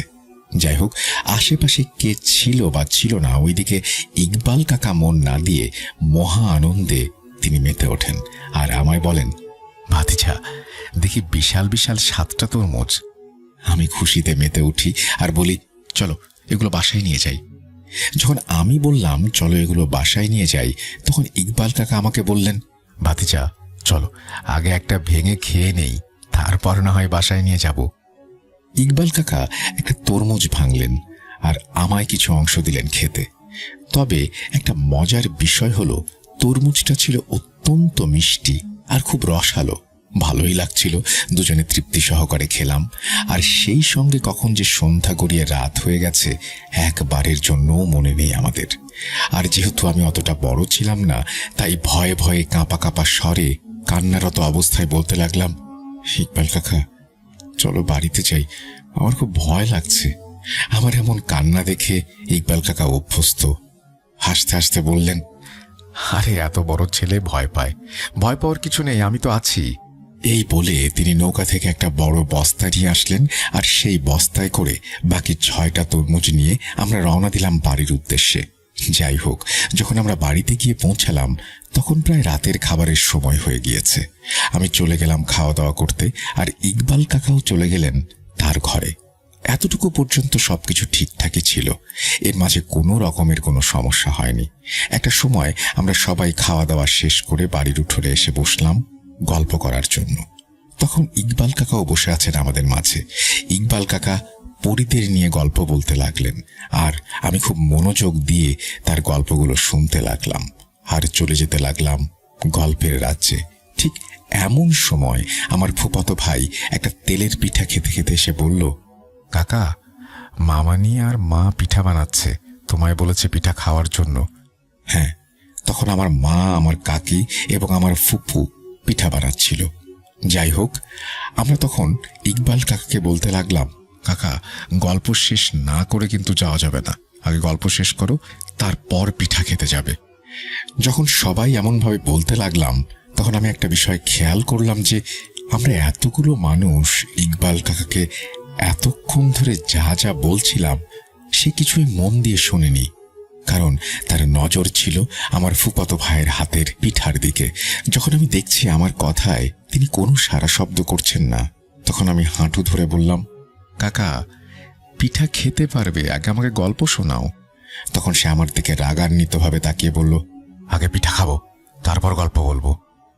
যখন সে আমার দিকে তাকালো, এমনভাবে তাকালো তার চোখগুলো যেন আগুনের মতো জ্বলজ্বল করছিল এবং তার মুখ থেকে তরল জাতীয় পানি পড়ছিল। ইকবাল কাকাকে এমন অবস্থায় দেখে বাকি সবাই সহ আমরা চিৎকার দিয়ে উঠলাম এবং যে যার ঘরে চলে গেলাম। আমি আগেই বলেছিলাম, মোটামুটি বোঝার বয়স ছিল তখন। আমি ইকবাল কাকার হঠাৎ এমন পরিবর্তন দেখে আমার মাকে সবকিছু বলতে যাব, ঠিক তখনই আমার ফুপা বাজার থেকে আসলেন আর বললেন, এদিকে আসো, তোমাদের জন্য বাজার থেকে কি কি নিয়ে এসেছি দেখো। তখন আমি ফুপার কাছে চলে যাই আর ভুলেই যাই কিছুক্ষণ আগে কি ঘটেছিল। যাই হোক, এর পরের ঘটনা বলছেন আমার মা। যখন ইকবাল কাকা আমাদের কাছ থেকে রান্নাঘরে যান পিঠা খাওয়ার জন্য, তখন তিনি স্বাভাবিকই ছিলেন। রান্নাঘরে গিয়ে আমার কাকিকে বললেন, ভাবি, পিঠা দেন, পিঠা খাবো। তখন কাকি বলেন, ভাই, একটু অপেক্ষা করেন, গরম গরম পিঠা দিচ্ছি। তখন কাকা কাকির দিকে ভ্রু কুঁচকে তাকিয়ে বললেন, অপেক্ষা করতে পারবো না, আমাকে এখনই পিঠা দিতে হবে, এখনই লাগবে। তার এই আচরণে কাকি একটু অবাক হন। সঙ্গে সঙ্গে ইকবাল কাকা ঘুরে যান আমার ফুপুর দিকে। তখন ফুপুকে ইকবাল কাকা বলতে লাগলেন, ভাবি, পিঠা দেন, পিঠা খাবো। তখন ফুপু বললেন, এই হয়ে গেল বলে, ইকবাল, গরম গরম পিঠা তোমার ভাইয়ের জন্য নিয়ে যাও, আর তুমি তোমার ভাই একসঙ্গে বসে খাও। এটা শুনেই ইকবাল কাকা রাগান্বিত স্বরে বলে উঠলেন, কাউকে দিতে পারবো না, সব পিঠা আমি নিজে খাবো। এই বলেই আমার মার দিকে গেলেন এবং গড় গড় করে বলতে লাগলেন, ভাবি, পিঠা দেন, পিঠা খাবো। যদিও আমার মা প্রথম থেকেই তার এই ধরনের আচরণ লক্ষ্য করছিলেন, তাই বেশি কথা না বাড়িয়ে আগে বানানোর পিঠার বোলটা তার সামনে দিয়ে দিলেন। পিঠার বোলটা হাতে পাবার সঙ্গে সঙ্গে ইকবাল কাকার মুখটা যেন হাসিতে উজ্জ্বল হয়ে উঠল। তিনি হাসতে হাসতে আমার মাকে বলতে লাগলেন, ভাবি, জানেন, আমি না অনেক দিন পিঠা খাই না, আজ পেট ভরে খাবো। তিনি পিঠা খেতে শুরু করলেন। এদিকে আমার কাকি আর ফুপু তো পুরোই অবাক। যাই হোক, সবাই ভয়ে ভয়ে পিঠা বানাচ্ছে, কেউ কারোর সাথে কোনো কথা বলছে না। হঠাৎ ইকবাল কাকা কান্নারত অবস্থায় বলে উঠলেন, ভাবি, জানেন, ওরাও না অনেক দিন পিঠা খায় না, দেখেন দেখেন কিভাবে তাকিয়ে আছে। এই বলেই ইকবাল কাকা আবার কান্না শুরু করলেন আর বলতে লাগলেন, ভাবি, তাদের পিঠা দিলে আমার আবার কম হয়ে যাবে, আর যদি না দেই তাহলে সর্দারের কাছে বিচার দেবে। কি করি বলুন তো, কি একটা মুশকিল। ইকবাল কাকার এই অবস্থা দেখে আমার কাকি রান্নাঘরেই সেন্সলেস হয়ে যান এবং আমার ফুপু আর মা সাথে সাথে রান্নাঘর থেকে বের হয়ে ঘরে চলে যান এবং আমার ফুপাকে সবকিছু বুঝিয়ে বলেন। ফুপা সহ সবাই আবার রান্নাঘরে যায়। তখন দেখে আমার কাকি মাটিতে পড়ে আছে আর ইকবাল কাকাকে কোথাও দেখা যাচ্ছে না। তখন সাথে সাথেই আমার কাকিকে ঘরে নিয়ে যাওয়া হয় এবং সারা বাড়ি তন্ন তন্ন করে ইকবাল কাকাকে খোঁজা হয়, কিন্তু কোথাও তার সন্ধান মেলে না। তখন সবাই বাড়ির আশেপাশে তাকে খুঁজতে বের হয় এবং এলাকার সব মসজিদে মসজিদে অ্যানাউন্সমেন্ট করে দেয়া হয়। যখন পুরো এলাকা জুড়ে তাকে কোথাও পাওয়া যায় না, তখন আমার ফুপা সহ বাকি সবাই বলে, এখন আর খুঁজে লাভ নেই, দিনের বেলা সবাই মিলে খুঁজতে হবে। যখন সবাই বাড়ি পৌঁছায় তখন প্রায় মধ্যরাত, সবাই চিন্তামগ্ন। ঠিক তখনই বাড়ির পাশের পুকুর থেকে একটা শব্দ আসে। শব্দ শুনে যখন আমার ফুপা পুকুরের দিকে যান, ঠিক তখন দেখতে পান এক লোমহর্ষক দৃশ্য। ফুপা দেখেন কালো একটা ছায়া ইকবাল কাকাকে একবার পানিতে ফেলছে, আরেকবার পানি থেকে হ্যাঁচকা টান মেরে তুলছে। এমন লোমহর্ষক দৃশ্য দেখে আমার ফুপা চিৎকার দিয়ে ওখানেই সেন্সলেস হয়ে যান। তার চিৎকার শুনে বাকি সবাই গিয়ে দেখে আমার ফুপা পুকুরের পাড়ে সেন্সলেস অবস্থায় পড়ে আছেন এবং ইকবাল কাকার মাথা পুকুরের পানির নিচে আর পা দুটো পানির ওপরে। এইভাবে সে পুকুরে পড়ে আছে। সাথে সাথে ইকবাল কাকার বড় ভাই সহ আরো দুজন ইকবাল কাকাকে পানি থেকে এবং আমার ফুপাকে পাড় থেকে বাড়ির উঠোনে নিয়ে আসেন। যখন আমার ফুপার জ্ঞান ফেরে তখন তার কাছ থেকে সব ঘটনা জানা যায়। পুকুরের পাড়ে তিনি কি হয়েছিল বলেন। সবাই সবকিছু শুনে সঙ্গে সঙ্গে এলাকার এক কবিরাজকে নিয়ে আসে এবং সেই রাতেই ইকবাল কাকার ওপর জিনকে হাজির করানো হয়। আর তাকে জিজ্ঞেস করা হয় যে এই অবস্থা কে করেছে। তখন জিনটি বলে, আমাদের তরমুজও নিয়ে এসেছে, এখন আমি ওকে নিয়ে যাব। তখন কবিরাজ জিনকে বলে, এই তরমুজ যে তোদের ছিল তা সে জানতো না। যদি সে জানতো তাহলে তরমুজ আনতো না। এখন কি আর করার আছে, তুই ক্ষমা করে দে। জিন মানতে নারাজ। সে কবিরাজের সাথে এক পর্যায়ে তর্কে লিপ্ত হয়ে যায় এবং বলে, তুই যাই কিছু বলিস না কেন, আমি তাকে নিয়ে যাব, তার ভুলের শাস্তি তাকে পেতে হবে। অনেক তর্কের পরে একটা সময় সেই জিনটাকে রাজি করানো হয় এবং যে বাকি 6টা তরমুজ আছে সেই 6টা তরমুজ সহ একটা খাসি ওই বিলের কাছে নিম গাছের নিচে কালকে বিকেলে ঠিক সন্ধ্যা হওয়ার আগে ইকবাল কাকাকে দিয়ে আসতে হবে এমন শর্ত দেয়া হয় এবং আসার সময় পেছনে ফিরে তাকানো যাবে না। তার পরের দিন জিনের দেয়া কথা মতো একটা খাসি আর বাকি 6টা তরমুজ দিয়ে আসা হয়। তারপর থেকে আলহামদুলিল্লাহ সব ঠিক হয়ে যায়। জানি না ঘটনাটা কতটা ভয়ের, তবে এই ঘটনা থেকে আমরা শিক্ষা নিতে পারি। যেমন যেখানে যা কিছু পড়ে থাক না কেন আমরা যেন তা না নিই, কারণ আমাদের যেমন এই পৃথিবীতে দৃশ্যমান মানবজাতি হিসেবে বসবাস করতে হয়, ঠিক তেমনিভাবে অদৃশ্য জাতিও এই পৃথিবীতে বসবাস করে। হতে পারে তাদেরই ফেলে রাখা কোনো প্রয়োজনীয় জিনিসপত্র আমরা মাঝে মাঝে দেখতে পাই। এটাই ছিল ঘটনা। আশা করছি ঘটনাটি আপনাদের ভালো লেগেছে। যদি ভালো লাগে অবশ্যই আমাদের জানাবেন, যদি ভালো না লাগে সেটাও আমাদের জানাবেন। যদি খুব ভালো লাগে তাহলে শেয়ার করবেন বন্ধুদের সাথে। আমরা চলে যাব আমাদের পরবর্তী ঘটনায়। আপনাদের সবাইকে স্বাগত জানাচ্ছি আমি রাসেল। আশা করছি আপনারা সবাই ভালো আছেন, ভালোর তলে আছেন। আমিও ভালো আছি আর ভালোর তলে আছি। নতুন একটা ঘটনায় যাচ্ছি, যেভাবে লেখা আছে সেভাবেই পড়ে শোনাচ্ছি। আসসালামু আলাইকুম রাসেল ভাই, আশা করি আপনি আল্লাহর রহমতে ভালো এবং সুস্থ আছেন। আমার নাম মোহাম্মদ অনির্বাণ ইসলাম। খুলনা জেলার সোনাডাঙ্গা থানার বন্দরগাতি বাজার এলাকায় আমার বাসা। 2011 সাল থেকে আমি আপনার অনুষ্ঠান ভূত FM এবং পরবর্তীতে ভূত.com অনুষ্ঠানের একজন নিয়মিত শ্রোতা। বরাবরের মতো এবারও শুক্রবারে একটি ঘটনা পাঠালাম, আশা করি এটি পড়ে শোনাবেন। যাই হোক, আমি আজ যে ঘটনাটি শেয়ার করব সেটি আমার নানির কাছ থেকে সংগ্রহ করেছি। ঘটনা যদিও কিছুটা ছোট, কিন্তু বলা বাহুল্য ঘটনার কিছু অংশ আপনাদের কাছে অদ্ভুত এবং অবিশ্বাস্য বলে মনে হতে পারে। তবে আমি জোর গলায় বলতে পারি এটি 100% সত্য। আমার নানির নাম মিনা, এটা ছদ্মনাম। এখানে একটা ফুটনোট দিতে চাই। তিনি যখন আমার নানাকে বিয়ে করেন তার আগে তিনি খ্রিস্টান ধর্মের অনুসারী ছিলেন। বিয়ের পর তিনি ইসলাম ধর্ম গ্রহণ করেন। যাই হোক, আমি ঘটনায় চলে যাই। তখন দেশে আইয়ুব খানের শাসন চলছে। সময়টা 1967-68 সাল। সেই সময় আমার বাসা খুলনা শহরে রূপসা এলাকায়। আমাদের বাসার পাশে যে রাস্তাটা চলে গেছে সেটি রূপসা মহাশ্মশান ঘাটে গিয়ে শেষ হয়েছে। বিকেলবেলা আমি আমার বন্ধুদের নিয়ে এই রাস্তার এক ধারে খেলাধুলা এবং হইচই করতাম। একদিন বিকেলে খেলার সময় আমরা দেখি ওই রাস্তা দিয়ে হিন্দু ধর্মের লোকজন একটি লাশ শ্মশানে পোড়াবার জন্য নিয়ে যাচ্ছে। যিনি মারা গেছেন তার বয়স 70-75 মতো হবে। পথে শিকিয়ে আধুলি ফেলছেন আর হরিবোল হরিবোল পাঠ করছেন। আমরা তো ব্যস্ত শিকিয়ে আর আধুলি কুড়ানোর কাজে। হঠাৎ আমার একটা কৌতূহল হলো, হিন্দু ধর্মের মানুষেরা লাশ কিভাবে সৎকার করে, কারণ আমি এর আগে কখনোই এগুলো দেখিনি। তো আজ দেখার ইচ্ছে হলো। যেই বলা সেই কাজ। আমরা 5-6 জন মিলে ঠিক করি পিছু পিছু যাব এবং লাশ কিভাবে পোড়ায় তা দেখব। যখন আমরা শ্মশানে গিয়ে উপস্থিত হলাম, দেখি তারা আম গাছের কাঠ দিয়ে চিতা সাজিয়ে লাশকে তার উপরে শুইয়ে দিয়েছে। তারপর বাকি কাঠ দিয়ে সমস্ত শরীর এবং কিছু চারা দিয়ে মুখ ঢেকে দিল। শেষে পরিবারের একজন জ্বালানি দিয়ে আগুন জ্বালিয়ে দিল। আমরা এগুলোই দেখছিলাম। 1 ঘন্টা পর হঠাৎ দেখি লাশটা যেন চিতা ছেড়ে ওপরে ওঠার চেষ্টা করছে। এটা দেখে আমরা ভয়ে সেই জায়গা থেকে দৌড়ে বাসায় ছুটলাম। বাসার আঙিনায় এসে একটা চিৎকার দিয়ে অজ্ঞান হবার পর কি হয়েছে আমার মনে নেই। পরে আমি জ্ঞান ফিরে দেখি মা মাথায় পানি ঢালছেন আর কান্না করছেন। প্রতিবেশীরা অনেকেই বাসায় ভিড় করেছেন। বাবাকে খবর দেয়া হয়েছিল, তিনিও বাসায় ততক্ষণে চলে এসেছেন। আমি একটু সুস্থ বোধ করলে সবাই কারণ জিজ্ঞেস করে। আমি পুরো ঘটনাটা বলি। সবাই আমাকে তিরস্কার করেন এবং সেখানে না যেতে বলেন।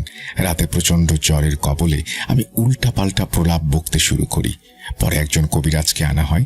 তিনি আমাকে পানি পড়া দেন এবং একটি ছোট পাথরের মতো তাবিজ দিয়ে আমার পরিবারের লোকদের বলেন, আপনার মেয়ের ওপর শ্মশানের খারাপ বক্কার নজর আছে।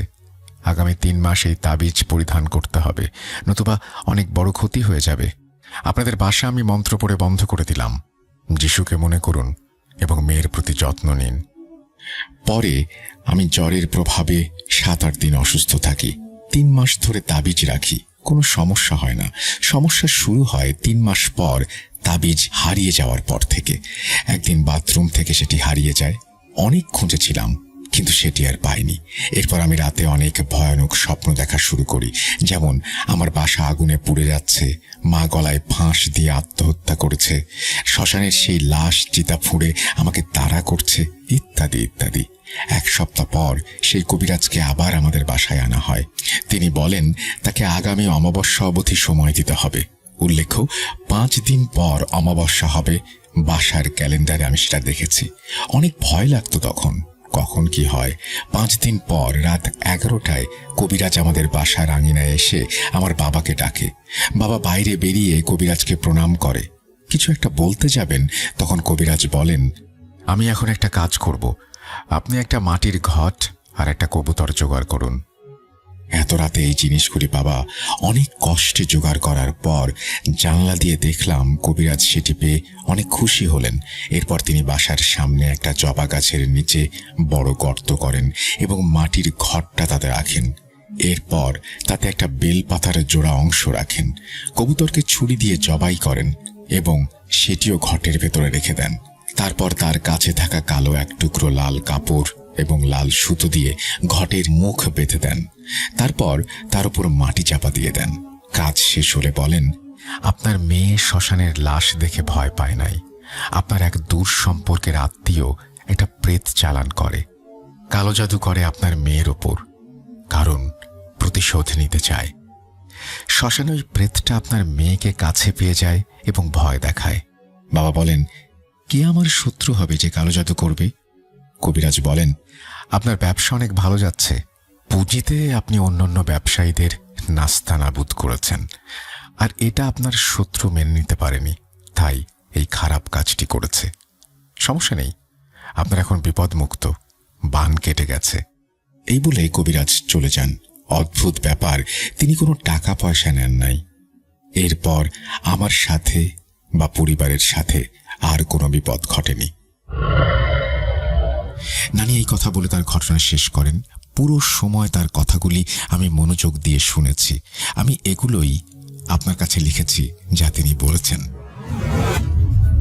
ঘটনাটি পড়ে শোনালে খুশি হব, এই বলেই তিনি তার ঘটনা শেষ করেছেন। আশা করছি এই ঘটনাটি আপনাদের ভালো লেগেছে। যদি ভালো লাগে অবশ্যই জানাবেন আমাদের, শেয়ার করবেন বন্ধুর সাথে আমাদের এই চ্যানেলটি। আমরা চলে যাব আমাদের পরবর্তী ঘটনায়। আমার কাছে একটা অডিও ক্লিপ আছে যেটির লেংথ হচ্ছে প্রায় 17 মিনিটের মতো, কিন্তু সাউন্ড কোয়ালিটি মানে অডিও কোয়ালিটি ততটা ভালো না। মাঝে মাঝে আমার কাছে মনে হয় যে আমরা টেলিফোনে বা মোবাইল ফোনেও আমরা যখন স্পিকারে ঘটনা শুনি তখন যেরকম একটা সাউন্ড হয়, আসলে এক একজন তো আসলে এক এক ধরনের ডিভাইস দিয়ে রেকর্ড করেন। কন্টেন্টটা যদি ভালো হয় শুনবেন নাকি একটু কষ্ট করে? চলুন একটু চেষ্টা করে দেখি। আসসালামু আলাইকুম রাসেল ভাইয়া, কেমন আছেন? আশা করি ভালো আছেন। আর দোয়া করি সামনে যাতে আল্লাহ আপনাকে ভালো রাখে। আর বুট.com এর লিসেনার হিসেবে দোয়া করি যাতে বুট.com কে আপনি আরো এগিয়ে নিতে পারেন। সো আমি মোহাম্মদ মনির হোসেন বাপ্পি, আমার হচ্ছে জন্মস্থান নোয়াখালীতে, আর আমি থাকি ইউএসএ তে নিউ ইয়র্ক স্টেট ব্রুকলিনে। সো আমি একজন উবার ড্রাইভার। সো আজকে মোটামুটি 5 বছর হয়েছে আমি আপনার এই বুথ FM বা বুথ.com যাই বলি কিনা, ওইখান থেকে আমি হিস্টোরি গুলো শুনি প্রতিদিনই। এটা বলতে পারেন যে আমার রাতে যদি না শুনি তাহলে আমার ঘুম আসে না সহজে। এটা এক প্রকার নেশার মতো হয়ে গেছে আমার কাছে। আর আপনার গলার যে সাউন্ডটা ওইটা শুনতে আমার কাছে ভালো লাগে, কারণ ঘটনাগুলি আপনার গলা যেভাবে মানানসই হয় আমাদের গলায় ওইরকম ভাবে মানানসই হবে না। এই কারণে কখনো পাঠানোর সাহস করিনি। আর ঘটনাগুলা লিখতে গেলেও লেখাটা সম্ভব না, এত বড় ঘটনা গুছিয়ে লেখাটা আমার পক্ষে সম্ভব না, কারণ আমি কখনো এইভাবে ঘটনা লিখি নাই আর এইভাবে কখনো কাউকে বয়সও দিই নেই। সো এটা আমার অনেক ফার্স্ট টাইম, সো অনেক ভুল হইতে পারে, ক্ষমা দৃষ্টিতে দেখবেন। সো রাসেল ভাই, আজকে আমি 2টা ঘটনা নিয়ে আসছি। একটা ঘটনা হচ্ছে আমার সাথে ঘটা, আর সেকেন্ড যে ঘটনাটা ওটা হচ্ছে আমার ক্লোজ রিলেটিভের সাথে ঘটা। তো 2টাই ঘটনায় আমি 100% দেখছি এবং ওইটার সাথে আমি জড়িত ছিলাম। সো প্রথম যে ঘটনাটা ওটা অনেক শর্ট ঘটনা, আর যে সেকেন্ড যেটা ওইটা অনেক লং স্টোরি। সো পুরোটাই বলতে হবে আজকে, ইনশাল্লাহ বলবো। আর যেহেতু এটা আজকে আমার প্রথম, তো ইনশাল্লাহ ভুল ভ্রান্তি হলে ক্ষমা দৃষ্টিতে দেখবেন। আর আমার যদি ঘটনাটা সিলেক্ট হয় ইনশাল্লাহ আমাকে জানাবেন, তাহলে ইনশাল্লাহ আমিও শুনবো ঘটনাটা। সো প্রথম যে ঘটনাটা সেটা হচ্ছে since 2021 জুলাই মাসে, তখন আমি নতুন উবার ড্রাইভিং শুরু করছিলাম। সেটা হচ্ছে আপনার জুলাই শুরুতে শুরু করছিলাম। তখন শুরু করার কিছুদিন পরেই কোরবানির ঈদ চলে আসছে। সো যেহেতু আমরা ব্রুকলিনে থাকি আর আমাদের অনেক রিলেটিভসরা সবাই বাফলোতে থাকে, সো আমাদের রুমের 4 জন থাকি, আমরা বাসার যে মেম্বাররা 4 জন থাকি। ওই সবাই চিন্তা করলো যে এবার যে ঈদটা, ওই ঈদটা সবাই ফ্যামিলির সাথে কাটাবে।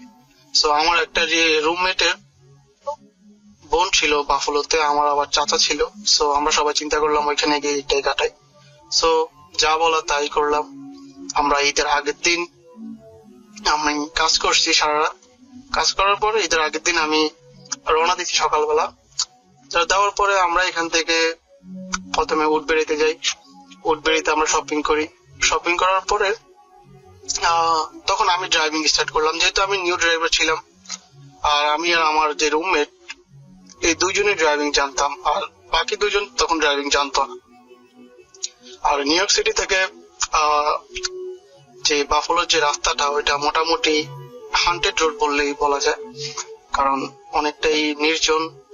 সো কোয়াইট, আপনার 100 মাইল 150 মাইল কোনো বাসা দেখা যায় না, মানুষ দেখা যায় না, পুরোটাই জঙ্গল রাস্তার 2 পাশে।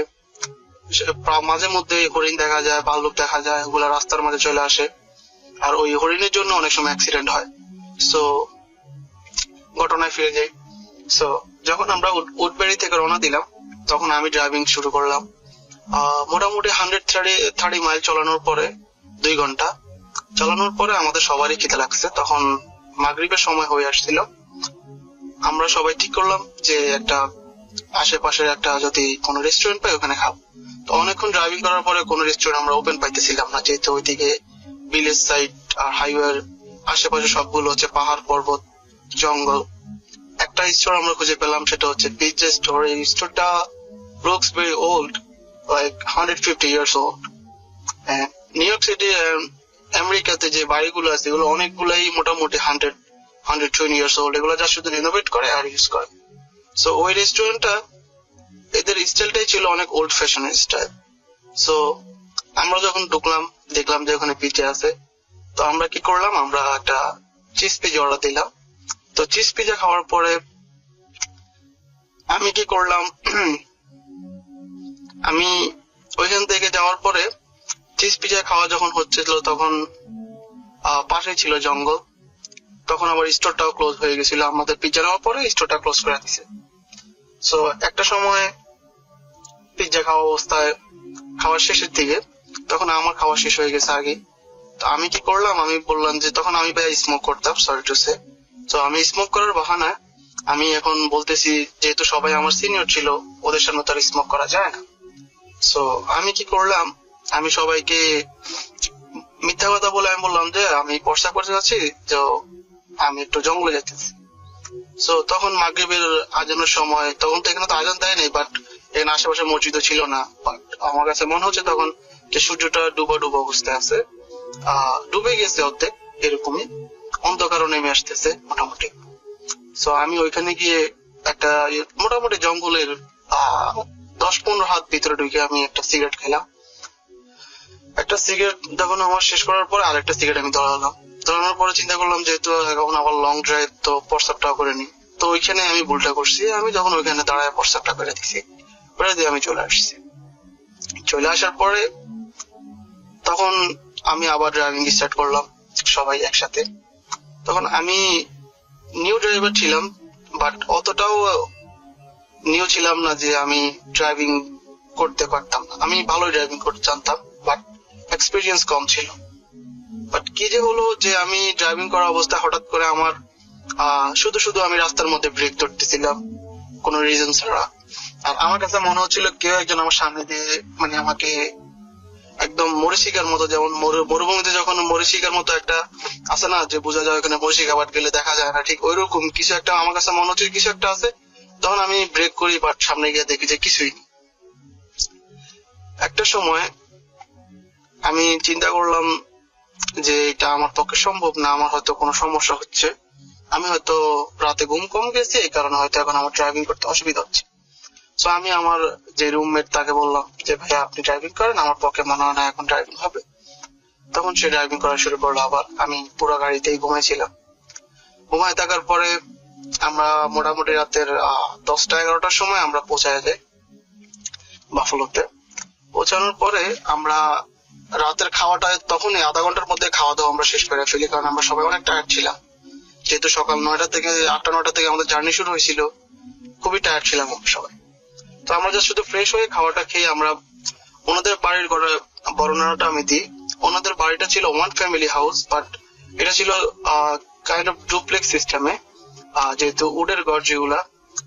তো উপরে টাউন হাউসের মতো 2-3টা রুম থাকে ওদের বাড়িতে, এই যে এখানে।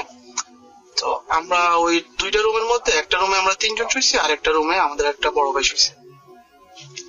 তো শোয়ার পরে মোটামুটি আনুমানিক রাত 1:30 থেকে 2টার সময় হঠাৎ করে আমার ঘুম ভাঙলো। আমি দেখলাম যে আমি ভাইয়ার নিচে ডাইনিং টেবিলে বসে আছে। বাট আমি এটা দেখে অনেকটাই ভয় পাইছি যে কেমনে কি সম্ভব, আমি তো ঘুমাইছি উপরে, আর খাওয়া তো খাইছি রাত 11টার সময়, তো আমি এখানে আসলাম কিভাবে? সো ভাগ্য ভালো তখন আপনার বাথরুমের লাইট ওপেন ছিল, বাথরুমের দরজাটাও খোলা ছিল, তো সিঁড়িটাও আমি দেখছি। তো ওইখান দিয়ে আমি আবার ওইটা চলে গেছি, কাউকে আর কিছু বলিনি। তখন আমি আবার গিয়ে শুয়ে গেছি। শুয়ে যাওয়ার পরে লাইক তার মেবি 4-5 ঘন্টা পরে আমার ঘুম ভাঙছে। বাট ঘুমটা ভাঙছে কেমন ভাবে, কেউ একজন আমাকে মানে জোর করে ধরতে চাইতেছিল, বাট আমি তখন আমার ঘুম ভাঙছে, কিন্তু আমি কিছুই দেখতে পারতেছি না। আমি দেখতেছি শুধু আমার রুমমেটরা সবাই হাঁটাহাঁটি করতেছে, যারা আমার সাথে ঘুমাইছে সবাই তারা হাঁটাহাঁটি করতেছে, রেডি হচ্ছে তারা কই যাবে নাকি। বাট আমি দেখতেছি যে কেউ একজন আমাকে মানে বুকের উপরে বৈশা মানে আমাকে চাপ দেওয়ার জন্য চেষ্টা করতেছে। বাট আমি অনেক মানে মানে কি এমনটা অবস্থা যে আমি নিঃশ্বাস নিতে আমার কষ্ট হইতেছে। বাট ও অ্যাকচুয়ালি কি করতে চাইতেছিল সেটা আমি বুঝতে পারতেছিলাম না। তখন হঠাৎ করে আমার মনে পড়লো আমাকে হয়তো বোবা জিনে ধরছে। তখন আমি চেষ্টা করতেছিলাম যে আমি 2-1টা সূরা যতটুকু মনে করতে পারতেছিলাম ওইটা পড়ার চেষ্টা করতেছিলাম, বাট কোনো কাজ হইতেছিল না। ঠিক তখনই আমার একটা রুমমেট তার জ্যাকেট নেওয়ার জন্য রুমে ঢুকছে, আমি স্পষ্ট দেখতে পাইতেছিলাম তাকে। তখন আমি তাকে বললাম, এই সালাউদ্দিন ভাই আমার একটু হেল্প করেন, আমি আমার বুঝে ধরছে। তখন এই কথা বলছি, আর তখন সে হাসা শুরু করছে। সে ভাবছে হয়তো আমি তার সাথে মজা করতেছি, কারণ তারা সবাই জানতো যে আমি সবসময় রাতে ভূত এফএম চালায় দিয়ে ঘুম যাই। তো এই কারণে তারা আমাকে নিয়ে অনেক সময় মজা করে যে কোন দিন তোরে এসে ভূতে ধরে। তো ওইটা নিয়ে তারা মজা করতেছিল। তারা ভাবছিল হয়তো আমি তাদের সাথে দুষ্টামি করতেছি বা অথবা ঘুমের মধ্যে কথা বলতেছি। তো তারা হাসাহাসি করতেছিল। তার কিছুক্ষণ পরে আমাকে তারা আপনার দিনটা ছেড়ে দেয়। ওই ছেড়ে দেওয়ার পরে আমি 2 ঘন্টা পরে আবার ঘুম গেছি। তো ঘুম যাওয়ার পরে তখন আমি স্বপ্নের মধ্যে অনেক ভয়ঙ্কর ভয়ঙ্কর স্বপ্ন দেখা শুরু করছি। যেমন আমি ড্রাইভ করতেছি, হঠাৎ করে একটা টানেল আসলো, টানেলের পরে দেখলাম যে পুরোটাই ফাঁকা, নিচে হলে আপনার পুরোটাই নদী। তো আমি ভিতরে গিয়ে পড়ে গেছি। পড়ে যাওয়ার পর আমি আবার গেছি, আমি আবার ড্রাইভ করতেছি, কেউ একজন আইসা আমার সামনে দিয়ে আমার মাইরা দিই। তো এগুলো দেখার পরে আমি ভাইয়া চিন্তা করলাম ইটস নট এ নর্মাল, একদিনে যেহেতু এতগুলো ঘটনা ঘটছে। সো আমি কল দিছি বাংলাদেশে, একটা পরিচিত হুজুর আছে আমাদের, তো ওনারা বুঝাই বললাম যে হুজুর এইভাবে এইভাবে ঘটনা, আমি তো বুঝতে পারতেছি যে এগুলা নর্মাল না, বাট আপনার কাছে কি মনে হচ্ছে? তখন সেও বললো যে না বাপ্পি, এগুলা নর্মাল না, তুমি হয়তো যে ভুলটা করছো যে জঙ্গলের মধ্যে যখন তুমি প্রস্তাব করতে গেছো, হয়তো তুমি তখন হয়তো কোনো জিনকে ডিস্টার্ব করছো। তখন নর্মাল ভাবে হুজুর আমাকে কিছু আমল শিখিয়ে দিছিল যে তুমি এইভাবে করো, হয়তো আগামী তার প্রবলেম হবে না ইনশাল্লাহ। সো ওইটাই করলাম। তারপর থেকে সব ক্লিয়ার, সব ভালো হয়ে গেছে। তো আমরা আবার নিউ ইয়র্কে কোরবানি ঈদ করে আমরা নিউ ইয়র্কে ফিরলাম তার 4-5 দিন পর। ফিরার পরে আপনার তার ঠিক 1.5 মাস পরে সেম আমি রাতে কাজ করি, যেহেতু আমি উবার ড্রাইভ করি, নিউ ইয়র্কের প্রতিটা ব্লকেই প্রতিটা বড়োতেই আমার যাওয়া হয়। সো এমনকি ব্রুকলিন একটা সেন্ট্রাল ব্রুকলিন একটা পার্ক আছে, ওই পার্কটা হচ্ছে আপনার হচ্ছে পার্ক স্লোপ পার্ক বলে এটাকে, অনেক ফেমাস, অনেক বিশাল পার্ক। তো ওই পার্কটা আপনার মোটামুটি সবাই চিনে, সবাই এখানে যায়, রানিং করে, অনেক বিশাল একটা পার্ক। ওই পার্কের অপোজিটে লাইক আপনার 2 মিনিট দূরত্বে একটা আপনার খ্রিস্টানদের একটা কবরস্থান আছে। সো ওইটা মোটামুটি আপনার বিশাল একটা জায়গা নিয়ে বিস্তৃত আছে। তো ওই জায়গাটা আপনার মোটামুটি আপনি যদি ড্রাইভ করেন, আপনি অ্যাবাউট 1.5 মাইল লম্বা হবে, চওড়াতে আরো বেশি, পুরোটাই সব খ্রিস্টানদের কবর। তো যে কবর যে সাইডটা, ওই রোডের ওই পাশেই একটা আমি একটা খালি পার্কিং পাইছি, তো ওইখানে আমি পার্ক করলাম। আমার যেহেতু রাতে বেলা পড়ছে করছে, তখন রাত 3টা বাজে। সো তখন সবকিছু বন্ধ, আমিও আর কোথাও রেস্টরুম ইউজ করার মতো আর আমারও জায়গা ছিল না। তো তখন আমি ওইখানে দাঁড়ায় দাঁড়ায় আর একটা সিগারেট মুখে নিয়ে আমি প্রস্রাব করলাম দাঁড়িয়ে। তো করার পরে ওই দিনই আমি আসে আপনার কাজ কমপ্লিট করছি সকাল 6টা বাজে। করার পরে বাসায় আসতে আসতে আমার 7টা বাজছিল। খাওয়া দাওয়া করছি, করার পরে আমি ঘুম গেছি মেবি 9টা বাজে। তো 9টা বাজে ঘুম যাওয়ার পরে আমি একটা খুব বাজে স্বপ্ন দেখছি। বাজে স্বপ্ন দেখার পরে আমি আপনাকে বলতেছি যে স্বপ্নটা ঠিক এমন ছিল যে আমি হঠাৎ করে দেখলাম যে আমি দেশে আছি, বাংলাদেশে নোয়াখালীতে আছি, আমার বাড়িতেই। তখন বাড়িতে থাকা অবস্থায় আমি দেখলাম, যখনই আমি বাড়িতে ঢুকলাম তখনই আপনার আমার পিছন থেকে 4-5টা অ্যাম্বুলেন্সের আওয়াজ আমি শুনতে পাচ্ছিলাম। ওই আওয়াজগুলো আসতেছিল, তখন আমি চিন্তা করলাম ইউএস এর যে অ্যাম্বুলেন্সের যে সাইরেনটা, ওই যে সাউন্ডটা, ওই সাউন্ডটা বাংলাদেশে তো ইউজ করে না, এখানে আসলো কিভাবে? তো আমি বাইরে হলাম, দেখলাম যে 3-4টা অ্যাম্বুলেন্স আর একটা ফায়ার সার্ভিস। তখন আমি জিজ্ঞেস করলাম কি হয়েছে। তখন আমার ফ্যামিলি মেম্বাররা আমাকে বললো যে পাশের ঘরের একটা ছেলে মারা গেছে পানিতে পড়ে। তখন আমি কি করলাম, আমি সোজা রাস্তায় না গিয়ে আমি আমাদের ঘরের পিছনে যে জঙ্গলটা, ওই জঙ্গলের সাইড দিয়ে তাদের বাড়িতে ঢুকলাম। ঢুকার পরে দেখলাম লাশের যে খাটিয়া আছে, ওই খাটিয়ার মধ্যে বাচ্চাটাকে শোয়ানো, আর চারপাশে গোল করে আমার যে কাজিন গুলা আছে আর বাড়ির যে মেম্বার গুলো আছে সবাই দাঁড়ায় আছে। বাট ওইখানে যা শুধু ছেলেগুলাই দাঁড়ানো ছিল। বাট ছেলেটা আপনার 5 থেকে 6 বছর হবে, ছেলেটা 6-7 বছর হবে এরকম। ছেলেটাকে আমি দেখলাম যে ছেলেটার পায়ে প্রথমে আমার নজর গেছে, তখন তার পায়ের থেকে প্রথমে পা থেকে আস্তে আস্তে আমি চিন্তা করলাম এত সুন্দর যে ছেলেটা, এত কালার আপনার লাইক এখানে যে আইরিশ জাতি যেগুলো তাদের যে কালারটা, ওই সেম কালারটাই। তো আমি বললাম এই ছেলেটা কার, এই যে আমি কোনোদিন দেখি নাই। সো যখন আমি তার পায়ে থেকে তার চেহারা দেখার চেষ্টা করলাম, যখনই তার আমি ফেসটা দেখলাম, দেখার পরে তার ফেসটা একটু ভালোভাবে দেখার জন্য আমি যখনই আমার নিজের আগায় নিলাম তারা দেখার জন্য, তখনই সে হঠাৎ করে ভাইয়া চোখটা খুলে ফেললো। খুলে ফেলার সাথে সাথে ভাইয়া আমি দেখলাম যে ওই যে লাশের যে চোখটা পুরোটাই কালো, কোনো মনি নেই। তার থেকে ভয়ঙ্কর যে ব্যাপারটা সেটা হচ্ছে খাটিয়ার পাশে যে কাজিন গুলো ছিল আমার, তারা বলতে শুরু করলো যে এই সুন্দরী চোখ খুলছে, সুন্দরী চোখ খুলছে, এবং তারা হাসা শুরু করছে। তারা এমন ভাবে হাসতেছে যে তারা কোনো মানুষের ক্যাটাগরিতেই পড়ে না।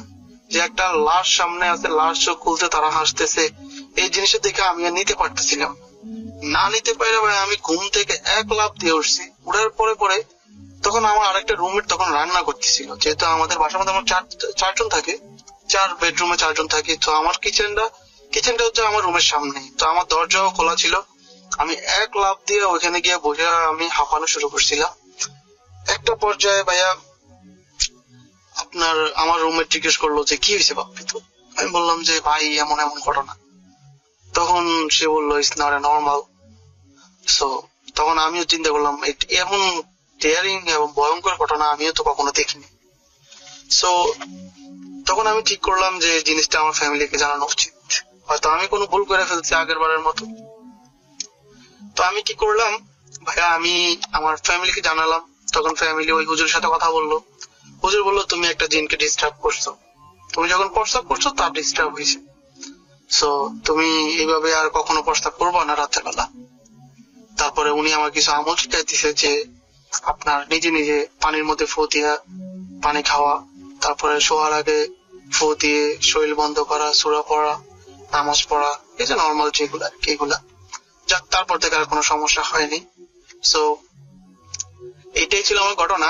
আমার কাছে আরো ইনশাল্লাহ আরো ঘটনা আছে, আর জানি না লিসেনারদের কাছে কেমন লাগবে। যদি ভালো লাগে, আর রাসেল ভাই আপনার কাছে যদি ভালো লাগে, তাহলে ইনশাআল্লাহ আমাকে জানাবেন। যদি এটা সিলেক্ট হয় আমার ঘটনাটা, তাহলে ইনশাআল্লাহ আমি আরো অনেক ঘটনা দিব।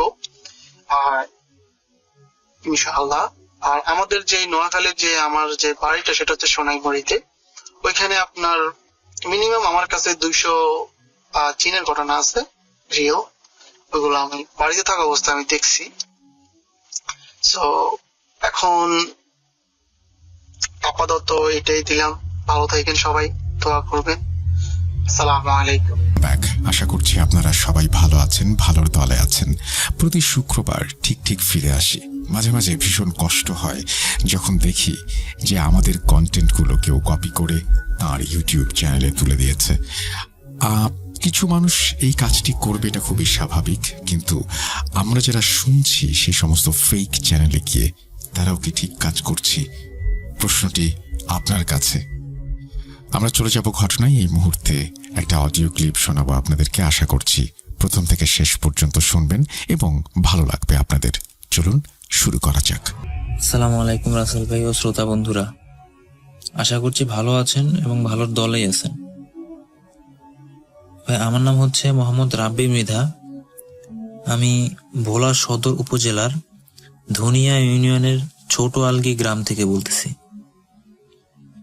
ভাই, আজকে আপনাকে যে ঘটনাটা আমি শেয়ার করছি, ঘটনাটা হচ্ছে আমার দাদার কাছ থেকে শোনা। প্রায় আজ থেকে 20-25 বছর আগে আর কি, না তারও বেশি হবে, 30, 35 বা 40 বছর আগের হবে। তো আমি কথা না বাড়িয়ে সরাসরি ঘটনায় চলে যাচ্ছি। সালটা প্রায় 1970 থেকে 80-র দিকে হবে। আগেরকার দিনে মানুষ হচ্ছে আপনার যাত্রাপালা হতো, মানে আগেরকার দিনে আপনার ওই যে যাত্রাপালার গান হতো আর কি। তখনকার দিনে তো আর এত রেডিও ছিল, আপনার টিভি ছিল না, ওই থেকে তো অনেক এখন যেরকম গান হয় ওইরকম গান হতো না। আগেরকার মানুষ রাত্রেবেলা যাত্রাপালার গান শুনতো।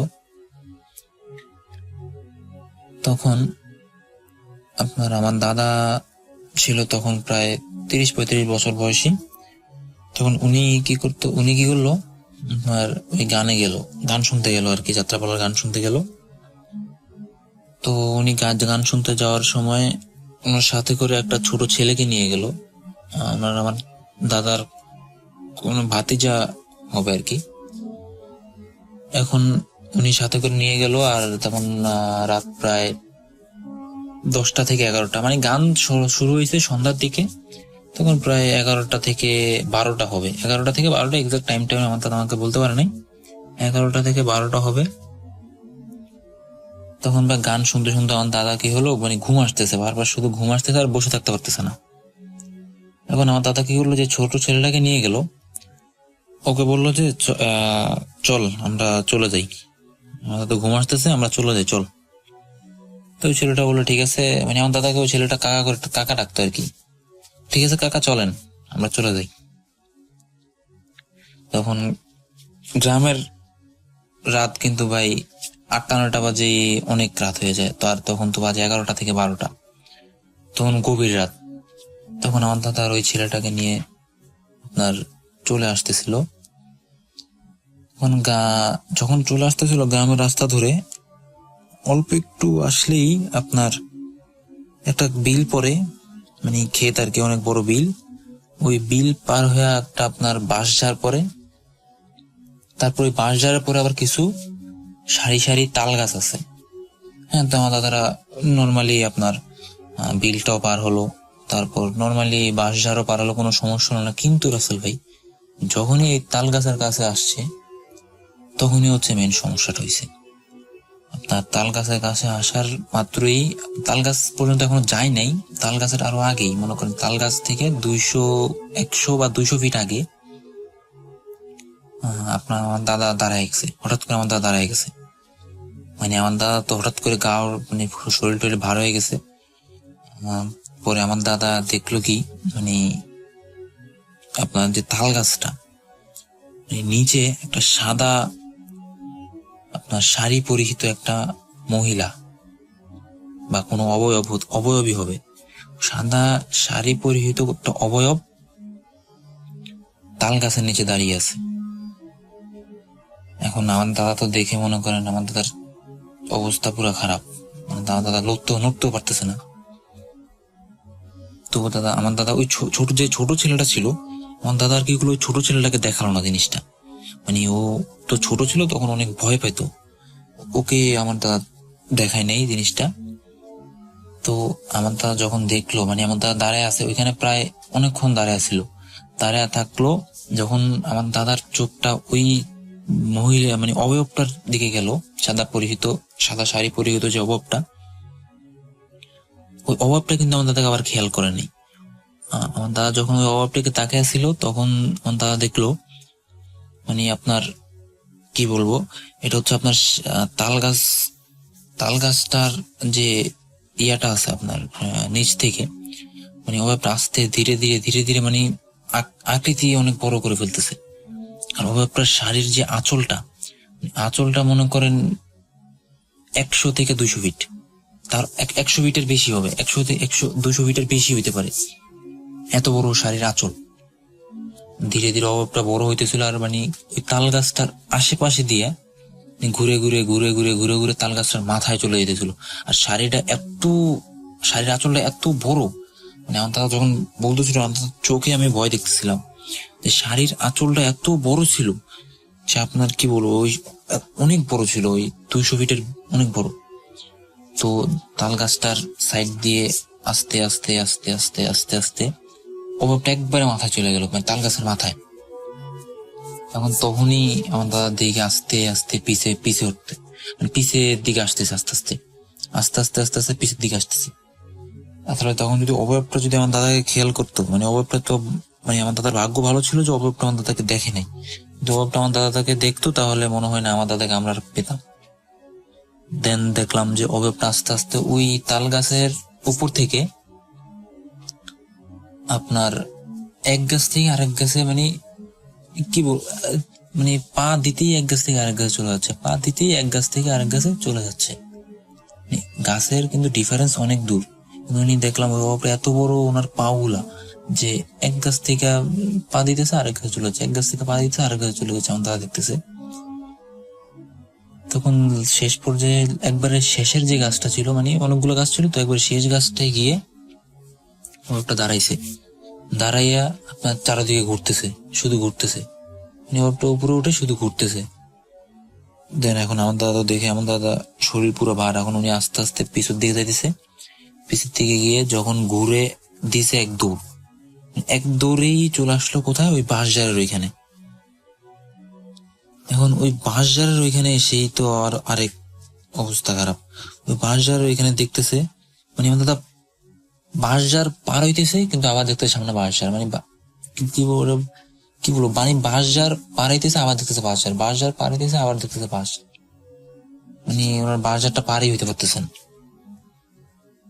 এখন ওই যে বাঁশঝাড়টা মানে যে তাল গাছগুলো ছিল, ওই জায়গাটা একটা নাম আছে, ওই জায়গাটার নাম হচ্ছে আপনার নাউডার মার ঘোষা বলে, মানে একটা ঘোষা, নাউডার মার ঘোষা বলে ওইটারে, ওই জায়গাটার নাম নাউডার মার ঘোষা। ওইটা নিয়ে আরো অনেক কাহিনী আছে আমার দাদাদের কাছে শুনছি আমি।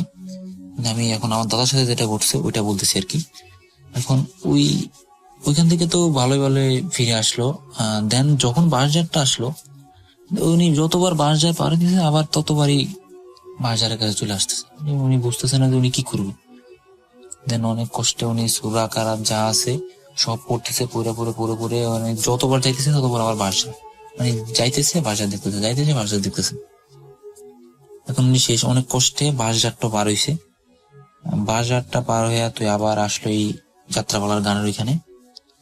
এই যাত্রাপালার গানের ওইখানে বসে থাকতে মানে এখন উনি তো এখন বসেই রয়েছে ওখানে বসে যখন আবার এই ফজর আজান দিছে তখন ওনার এলাকার মানুষের সাথে আসছে। এখন এলাকার মানুষের সাথে আসার পরে উনি কি দেখলো, যখন ওই যে অবয়বটা যে গাছটা বেয়ে উঠতেছিল, হ্যাঁ ওই গাছটা দেখলো উনি আপনার মানে পড়ে যাওয়া, ওই গাছটা আপনার অস্বাভাবিক ভাবে উপড়ে ফেলা, ওই গাছটা অস্বাভাবিক উপড়ে ফেলা। তো আমার দাদা সবাই দেখলো, এটা দেখে তো বলতেছে না এখানে রাত্রে তো কিছু হইছে।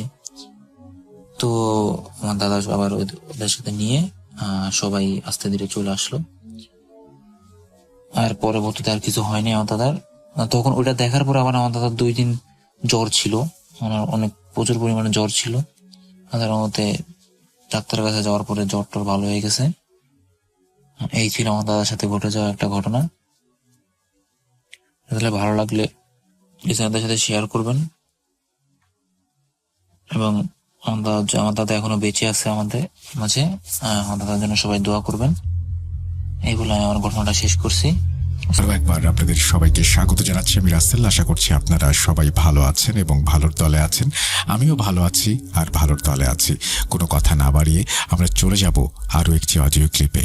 চলুন শুরু করা যাক। আসসালামু আলাইকুম রাসেল ভাই, আশা করি ভালো আছেন এবং ভালোর দলে আছেন। তো বেশি কথা না বলে আমি ডাইরেক্ট আমার ঘটনা চলে যাচ্ছি। ঘটনাটি ঘটেছে আমার সাথেই, এটি এই বছরের একটি ঘটনা। আল্লাহর রহমতে এখন আমি অনেকটা সুস্থ আছি। তো আমি ঘটনায় চলে যাই। ঘটনাটা হচ্ছে এই এপ্রিল মাসের 3-4 তারিখে হবে। তখন আমাদের এই জায়গায় মানে একটা বালুর মাঠ আছে, বালুর মাঠে একটা কনসার্ট ছিল, বাউলি গানের কনসার্ট। তো কনসার্ট দেখে আস্তে আস্তে রাত হয়ে যায়। আমরা 3 জন ছিলাম, আমি আর বাকি 2 জনের নাম বলছি। একজনের নাম নাহিদ, আরেকজনের নাম ইয়ামিন। তো আস্তে আস্তে প্রায় মানে অনুষ্ঠান শেষ হতে প্রায় 2টা বেজে যায়। তো আমরা 2:30টার দিকে রওনা দিই। তো আমাদের বালুর মাঠে যেতে হলে একটু উত্তরের একটা রাস্তা আছে, যাকে আমরা গ্রামের ভাষায় বলি বন্দের রাস্তা। এখানে নিরিবিলি একটা রাস্তা, এই রাস্তা দিয়ে তারপর বালুর মাঠে যেতে হয়। এটা একটা শর্টকাট রাস্তা বলা যায়, মানে মেন রোডের মধ্যে ওঠা শর্টকাট রাস্তা। তো ওইখান দিয়ে ফেরত আসতেছি। তো হঠাৎ করে একটা মোড়, ওই মোড়টা বিশেষ করে ভালো না, কারণ আমি যতটুকু শুনছি ওইখানে নাকি এক কবিরাজ ভন দেয়, আবার অনেক জিনের নাকি হাড়ি ভাঙে। তো ওই জায়গায় আসার পর ওই দিয়ে আবার জ্যোৎস্না রাত ছিল। জ্যোৎস্না থাকার পরও কেমন জানি সব অন্ধকার। আবার একটা বাঁশ যাচ্ছে, ছোটখাটো একদম ছোট, এই ধরেন 10 থেকে 15টা বাঁশ গাছ হবে। তো ওইখানে আসার পর হঠাৎ করে একটা ঠান্ডা বাতাস গায়ের মধ্যে লাগে। তখন কেমন যেন একটা ভয় অনুভূতি হয় 3 জনের মধ্যে। তো হঠাৎ সামনে একটা বড় কড়ই গাছ ছিল, কড়ই গাছে তাকায়, 3 জনই তাকানোর পর দেখি বিশাল বড়, মানে 70-80 ফুট এরকম বড় লম্বা হবে, একজন কালো কাপড় পরা বসে আছে। তা আমরা দেখে হঠাৎ দৌড় দিলাম। দৌড় দেওয়ার পর বাড়ির মধ্যে মানে অনেকটা রাস্তার কাছাকাছি, ওই সময় চায়ের দোকান খোলা ছিল। মানে আমাদের এখানে হাসমতুল্লাহ ভাই নামে একজন ভাই আছে, ওনার চায়ের দোকান সারা রাতি খোলা থাকে। তো ওনার চায়ের দোকান খোলা ছিল। হঠাৎ করে চিল্লান দিয়ে এসে কি ইয়ামিন অজ্ঞান হয়ে যায়। তো পরে ধরে আমরা নেই। পরের দিন থেকে 3 জনের জ্বর। আমার প্রায় 102-3 ডিগ্রি পর্যন্ত জ্বর, আরো বেশি ছিল। এই জ্বরে পরে হুজুর দেখানোর পরে বলে হয়তো জিন দেখছিল, তো জিনটা বইসা ছিল, তো হয়তো তারা নজর দিছে, পরে জিন রাগ হয়ে গেছে। তো এইটাই হয়েছে, ফলে তাবিজ তুবিজ দিছে। তো দিন ভালো যাচ্ছিল সবার। এর ঠিক 2 মাস পর, এই 2 মাস পর আবার একটা গানের কনসার্ট হয়। তো গানের কনসার্ট থেকে আমরা সিদ্ধান্ত নিবার আগে আগে চলে আসবো। তো ওই সময় 11টা বাজে আমরা এসে পড়তে থাকি। তখন ঠিক সেম জায়গায়, তো যখন আমরা সেম জায়গায় তখন মোবাইলের মধ্যে সূরা ছাড়ি এবং আমরা নিজেরও সূরা পড়তে থাকি। তারপরও অনেকটা আসার পর ভুলতে ভুলে গেছি, মানে বাড়ির অনেকটা আসার কাছাকাছি একটা পারিবারিক কবরস্থান আছে। ওই কবরস্থানে আমরা কি বলে গুইল, গ্রামের ভাষায় গুইল, বড় বড় প্রায় 7-8 ফুট 10 ফুট বড় বড় গুইল ছিল। তো দেখি একটা কবরস্থানে গুইলটা বেরোইতেছে কবরস্থান থেকে। তা আমরা স্বাভাবিকভাবে নিই যে রাতের বেলা গুইল থাকতেই পারে কবরস্থানে। তাও আমরা কি আর এই কবরস্থান থেকে তাকানোর পর যা দেখি তা দেখার জন্য মোটর প্রস্তুত ছিলাম না। দেখে আমাদের দিকে বড় 2টা চোখ খোলা, লাল চোখ, মানে চোখের মধ্যে কোনো মই নেই, লাল তাকিয়ে আছে। আমরা দেখে ভয় এমন এক দৌড় দিই ডাইরেক্ট আমার বাড়ির উঠানের সামনে। আমি অজ্ঞান দিয়ে চিল্লান দিয়ে পড়ে যাই। ওরা আমার সাথে সাথে আইসা পড়ে যায়। ওরা অজ্ঞান হয় না, তারপর অজ্ঞান হওয়ার আমার একদিন পুরো জ্ঞান আসে না। জ্ঞান না আসার কারণে পরে একদিন সুস্থ হওয়ার পরে হুজুর দেখানোর পরে বলে জিন আসর করছে। তো একটা ভালো কবিরাজ দেখানোর পরে তো তাবিজ টুবিজ দিয়ে টিয়া কতদিন জিন টানাইয়া জিন দূর করে দেয়। তো এই ছিল আমার ঘটনা। ভালো লাগলে পরে শোনাবেন, আরো অনেক ঘটনা আছে। যদি সিলেক্টেড হয় তাহলে জানাবেন, তাহলে আমি আরো ঘটনা পাঠাবো। আর আমার বাড়ি হচ্ছে নারায়ণগঞ্জের রূপগঞ্জের ভোলাব ইউনিয়নের পুবেরগাঁও অবস্থিত। ধন্যবাদ রাসেল ভাই। আসসালামু আলাইকুম এভরিওয়ান। অ্যান্ড রাসেল ভাই, আপনি অলওয়েজ ভালো থাকেন, তার জন্য জিজ্ঞেস করলাম না। আমি সরাসরি স্টোরিতে চলে যাবো, আমি বেশি ওয়েট করাবো না কাউকে। তো আমি আমার কন্ডিশনটা একটু বলি। আমি ছোট থেকে অনেক ভীতু একটা ছেলে। আমার ভূত প্রেত যেটাই, এগুলো নিয়ে আমার অনেক আকর্ষণ ছিল এবং আমি ভীতু ছিলাম। প্রতিদিন সন্ধ্যা হলে আমি চলে যেতাম দাদুর রুমে ছোটবেলায় ভূতের স্টোরি শুনতে। তো আমি যেহেতু ছোট ছিলাম আর আমি ভূত ভয়ও পাইতাম অনেক বেশি। মানে আমাদের রুম কাছাকাছি ছিল, কিন্তু আমি ওই স্টোরিটা শোনার পর যে আমার রুমে আসবো এতটুকু সাহস ছিল না। দাদু নিয়ে আসলে আসতাম, নয়তো ওই জায়গায় ঘুমাই যাইতাম। তো দাদুরা এরকম জানতো যে আমি ভীতু, তার জন্য বেশি একটা ভূতের বা বেশি ভয়ঙ্কর কাহিনীগুলো আমার বলতো না। তারপরে ছোটবেলায় অনেকগুলো শুনছি যে দাদু জানালা দিয়ে দেখছে যে সিম্পল কাহিনী, যেগুলো অনেক সময় দেখছে যে ঘোড়া আসতে, উড়ন্ত ঘোড়া এরকম, বা ধান ক্ষেতের মাঝখান দিয়ে কোনো একটা মহিলা হাইটে যেতেছে, এরকম কাহিনী হালকা পাতলা আর কি শুনছিলাম। কিন্তু অত ভয়ঙ্কর ভাবে বলে নাই আর ডিটেলে বলে নাই, যেটার জন্য আমি বলতে পারতেছি না। কিন্তু আমার সাথে যেটা ঘটছে এটা আমি আজকে শেয়ার করবো সবাইরে। তো আমার কোনো ভুল হয়ে থাকলে সবাই মাফ করবেন। তো আমি স্টোরিতে চলে যাই। আমার ঠিক খেয়াল নাই 2018 বা 2017 হইব এমন। তো আমি ভয় পাইতাম, এটা আমি আগেই বলছি। এই কারণে আমাদের 2 রুমের মাঝখানে, আব্বু আম্মুর রুম আর আমার রুমের মাঝখানে একটা এক্সট্রা দরজা আছে। তো মাঝে মাঝে ভয় পাইলে আমি আব্বুর ডাক দিতাম, আব্বু এসে আমার সাথে ঘুমাইতো। তো এরকম ভাবে আমরা লাইফ চলতেছে। তো একবার কি হয়, আমরা ফ্রেন্ডরা মিলা মানে একটা মুরগি রান্না করি, মানে খিচুড়ি। তো একটা ফ্রেন্ডের বাসায় যেয়ে রান্না করি। তো রান্না হইতে বলছে অনেক সময় লাগবে। তো আমরা ওই জায়গার সময় বললাম যে একটু হাঁটাহাঁটি করে আসি। তো হাঁটাহাঁটি করে আসি এরকম সব ফ্রেন্ড একসাথে যেহেতু। আর আমাদের বাসা হইতেছে গাজীপুর। আর আমার ডিটেলস আমি দিই। আমার নাম হইতেছে নোহান মাহমুদ রায়হান, আই থিঙ্ক কেউ চিনতে পারেন। তো ওই টাইমে আমরা ফ্রেন্ডরা সবাই মিলে যাই ঘুরতে। তো গাজীপুরে সবাই জানেন যে গজারি বাগান অনেক বেশি। তো আমরা গজারি বাগানের মাঝখান দিয়ে ঘুরতে যাই সব ফ্রেন্ডরা মিলা। তো সবাই তো রাস্তা দিয়ে যায়, ভালো কথা, রাস্তা দিয়ে যাইতে পারে সবাই। কিন্তু আমরা তো খুব ফাজিল ছিলাম। তো আমরা হচ্ছে রাস্তাতে যাবো না, আমরা যাবো জঙ্গলের মাঝখান দিয়ে, এদিক দিয়ে ওই দিক দিয়ে। তো যাইতে যাইতে সন্ধ্যা হয়ে গেছে। তো এমন টাইমে আমি নোটিস করতে পারতেছি আমি সবার পিছনে আর সব বন্ধুরা সামনে সামনে হাঁটতেছে। মানে এমন জঙ্গল যে গাছপালা ভাইয়া ভাইয়া যাইতে হইতেছে, ডালাপালা এরকম। তো সন্ধ্যা হয়ে অনেক সময় হয়ে গেছে। তো তখন আমরা ব্যাক করতেছি। তো এরকম টাইমে আমার মনে হতেছে যে পিছনে, আমি তো সবার পিছনে, তো আমার মনে হচ্ছে আই থিঙ্ক কেউ আমার পিছনে ফলো করতেছে একটু একটু করে এরকম। তো আমি পিছনে তাকামো এরকম সাহসটা ছিল না। তারপর আমি তাকাইছি যে কিছু আছে কিনা, দেখলাম কিছু নাই। কিন্তু আমার মনে হইতেছিল কিছু আছে। আর আমার ফ্রেন্ডরাও হালকা পাতলা কিছু নোটিস করতে পারছে, আমি জানি না কতটুকু পারছে। বাট আমি সবাই বললাম, দোস্ত কেউ পিছিয়ে তাকাইস না, সবাই দোয়া পড়তে থাক। তো আমার যে ফাজিল ফ্রেন্ডগুলো ওরাও পর্যন্ত দোয়া পড়তেছে, এটা আনবিলিভেবল ছিল।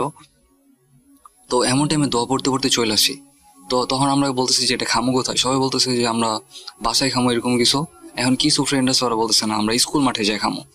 তো ওই বাসার সাথে স্কুল মাঠ ছিল, তো আমরা স্কুলে যা খাওয়া শুরু করছি। তো আমি স্কুলের বর্ণনা, স্কুলটা হইতেছে যে মানে সিম্পল স্কুল, যেহেতু হাফ সরকারি, তো সরকারি বিল্ডিং করা। তো অনেকগুলো খাম্বা বারান্দার এই সাইডে, অনেকগুলো খাম্বা একসাথে বারান্দায়। আর আমরা একদম শেষের দিকে যাই বসছি। তো যখন ওই খাবার খাইতেছি আর খিচুড়ি অনেক গরম ছিল, তো কেউ খাইতে পারতেছিল না, সবাই গোল করে বইসা মানে আমরা একটা ভোলেই খাওয়ার চেষ্টা করতেছি, ভোল বা বাটি যেটা বলেন। তো ওই জায়গায় খাওয়ার চেষ্টা করতেছি, তো সবাই গোল হয়ে বসছি। তো এত গরম যে কেউ হাতে নেই পড়ে যায়, আবার এরকম ফাইজলাম টাইজলাম করতেছি। তো সবাই সবার মতো ফাইজলাম করতেছে, এমন টাইমে আমি হঠাৎ করে আবারও পিছে থাকাই। তো আবারও পিছে থাকানোর পর আমি যেটা দেখতে পাই রাসেল ভাই, যে পিছনে অনেক দূরে একটা খাম্বায় কেউ একজন মাথা একটু বাঁকা করে খাম্বার পিছন থেকে আমার দিক তাকাইছে। আর ওর চেহারা দেখা যায় না, আর ছেলে মেয়ে এরকম কিছু বোঝা যায় না, কিন্তু ওর চেহারার বর্ণনা রয়েছে যেমন ওর কানগুলা খাড়া খাড়া, যেমন কুকুরের কান থাকে যেরকম খাড়া খাড়া, এরকম মানুষের শেপই কিন্তু কানগুলো খাড়া খাড়া। আমি পিছনে তাকানোর সাথে সাথেই ও আবার পিছনের দিক মানে খাম্বার পিছনে চলে যায়। তো ওই টাইমে ওদেরকে আমি বলবো এরকম একটা অবস্থা, কিন্তু আমি জানি না কি আমি কি লিগে বললাম না আর কি কারণে বললাম না, এটা ভুলে যাই। তো ওটা এমনি সিম্পলি থাকে, কিছুদিন পর ওই কাহিনী আমরা সবাই ভুলে যাই। আর আমি ফ্রেন্ডদেরকে যে ওই কাহিনীটা বলবো যে এরকম কিছু একটা দেখছি, ওটা আমি বলি না। তো একদিন রাত্রে আমি ঘুমাইতেছি, তো ঘুমের মাঝখানে আমার রাত্রে ঘুম ভেঙে যায় প্রায় 12টা 1টা এরকম টাইমে ঘুম ভেঙে যায়। আমি খুব তাড়াতাড়ি ঘুমে যেতাম, তখন ছোট ছিলাম। তো ঘুম ভাঙানোর পর আমার ঘুমটা ভাঙে এমন অবস্থায় যে আমার কপালে কোনো একটা পানির ফোঁটা পড়ছে। এত রাতে কপালে পানির ফোঁটা কই থেকে আসবে, এটা আমার মাথায় কাজ করে না। তো আমি বাম হাত দিয়া কপালে টাচ করলাম পানির জায়গায়, যে অ্যাকচুয়ালি কিসের পানি এটা। তো লাইট কিন্তু অফ বাই যায়, কিছু দেখা যাইতেছে না। কিন্তু আমি যখন ওই কপালে হাত দিয়ে হাত সামনে আনলাম, দেখলাম যে আমার হাতে রক্ত লাগানো। আমি তো শক, এমনি আমি ভীত পাই। তো যখন এটা দেখলাম আমি তো চিল্লান দিছি, কিন্তু কোনো সাউন্ড হয়নি। আর আমি মুভও করতে পারতেছি না, লড়তে পারতেছি না। তো এমন টাইমে আমি যখন আবার উপরের দিক তাকাইলাম, মানে আমার যে জায়গা থেকে ব্লাডটা পড়ছে আমার মুখ বরাবর, তাকানোর পর দেখলাম যে আমাদের সাদ ভাইয়া মনে হইতেছে যে কোনো একটা মানুষরে ছাদের উপর শোয়াই রেখা ওর পেটে এরকম ভাবে পাড়া দিয়েছে যে সাদ ভাইয়া আর পার হয়ে গেছে। এমন একটা বডির থেকে রক্ত চুইসা মানে ফোটায় ফোটায় পড়তেছে, আর ওইটা আমার কপালে পড়ছে। অ্যান্ড ওইটা দেখার পর তো ভাই আমার আত্মা আমার সাথে নাই। আমি আবার অনেক জোরে চিল্লান দিই, কিন্তু কোনো কাজই হয় না, সামান্য একটু সাউন্ড হয় না। এতটুকুতেই শেষ না ভাই।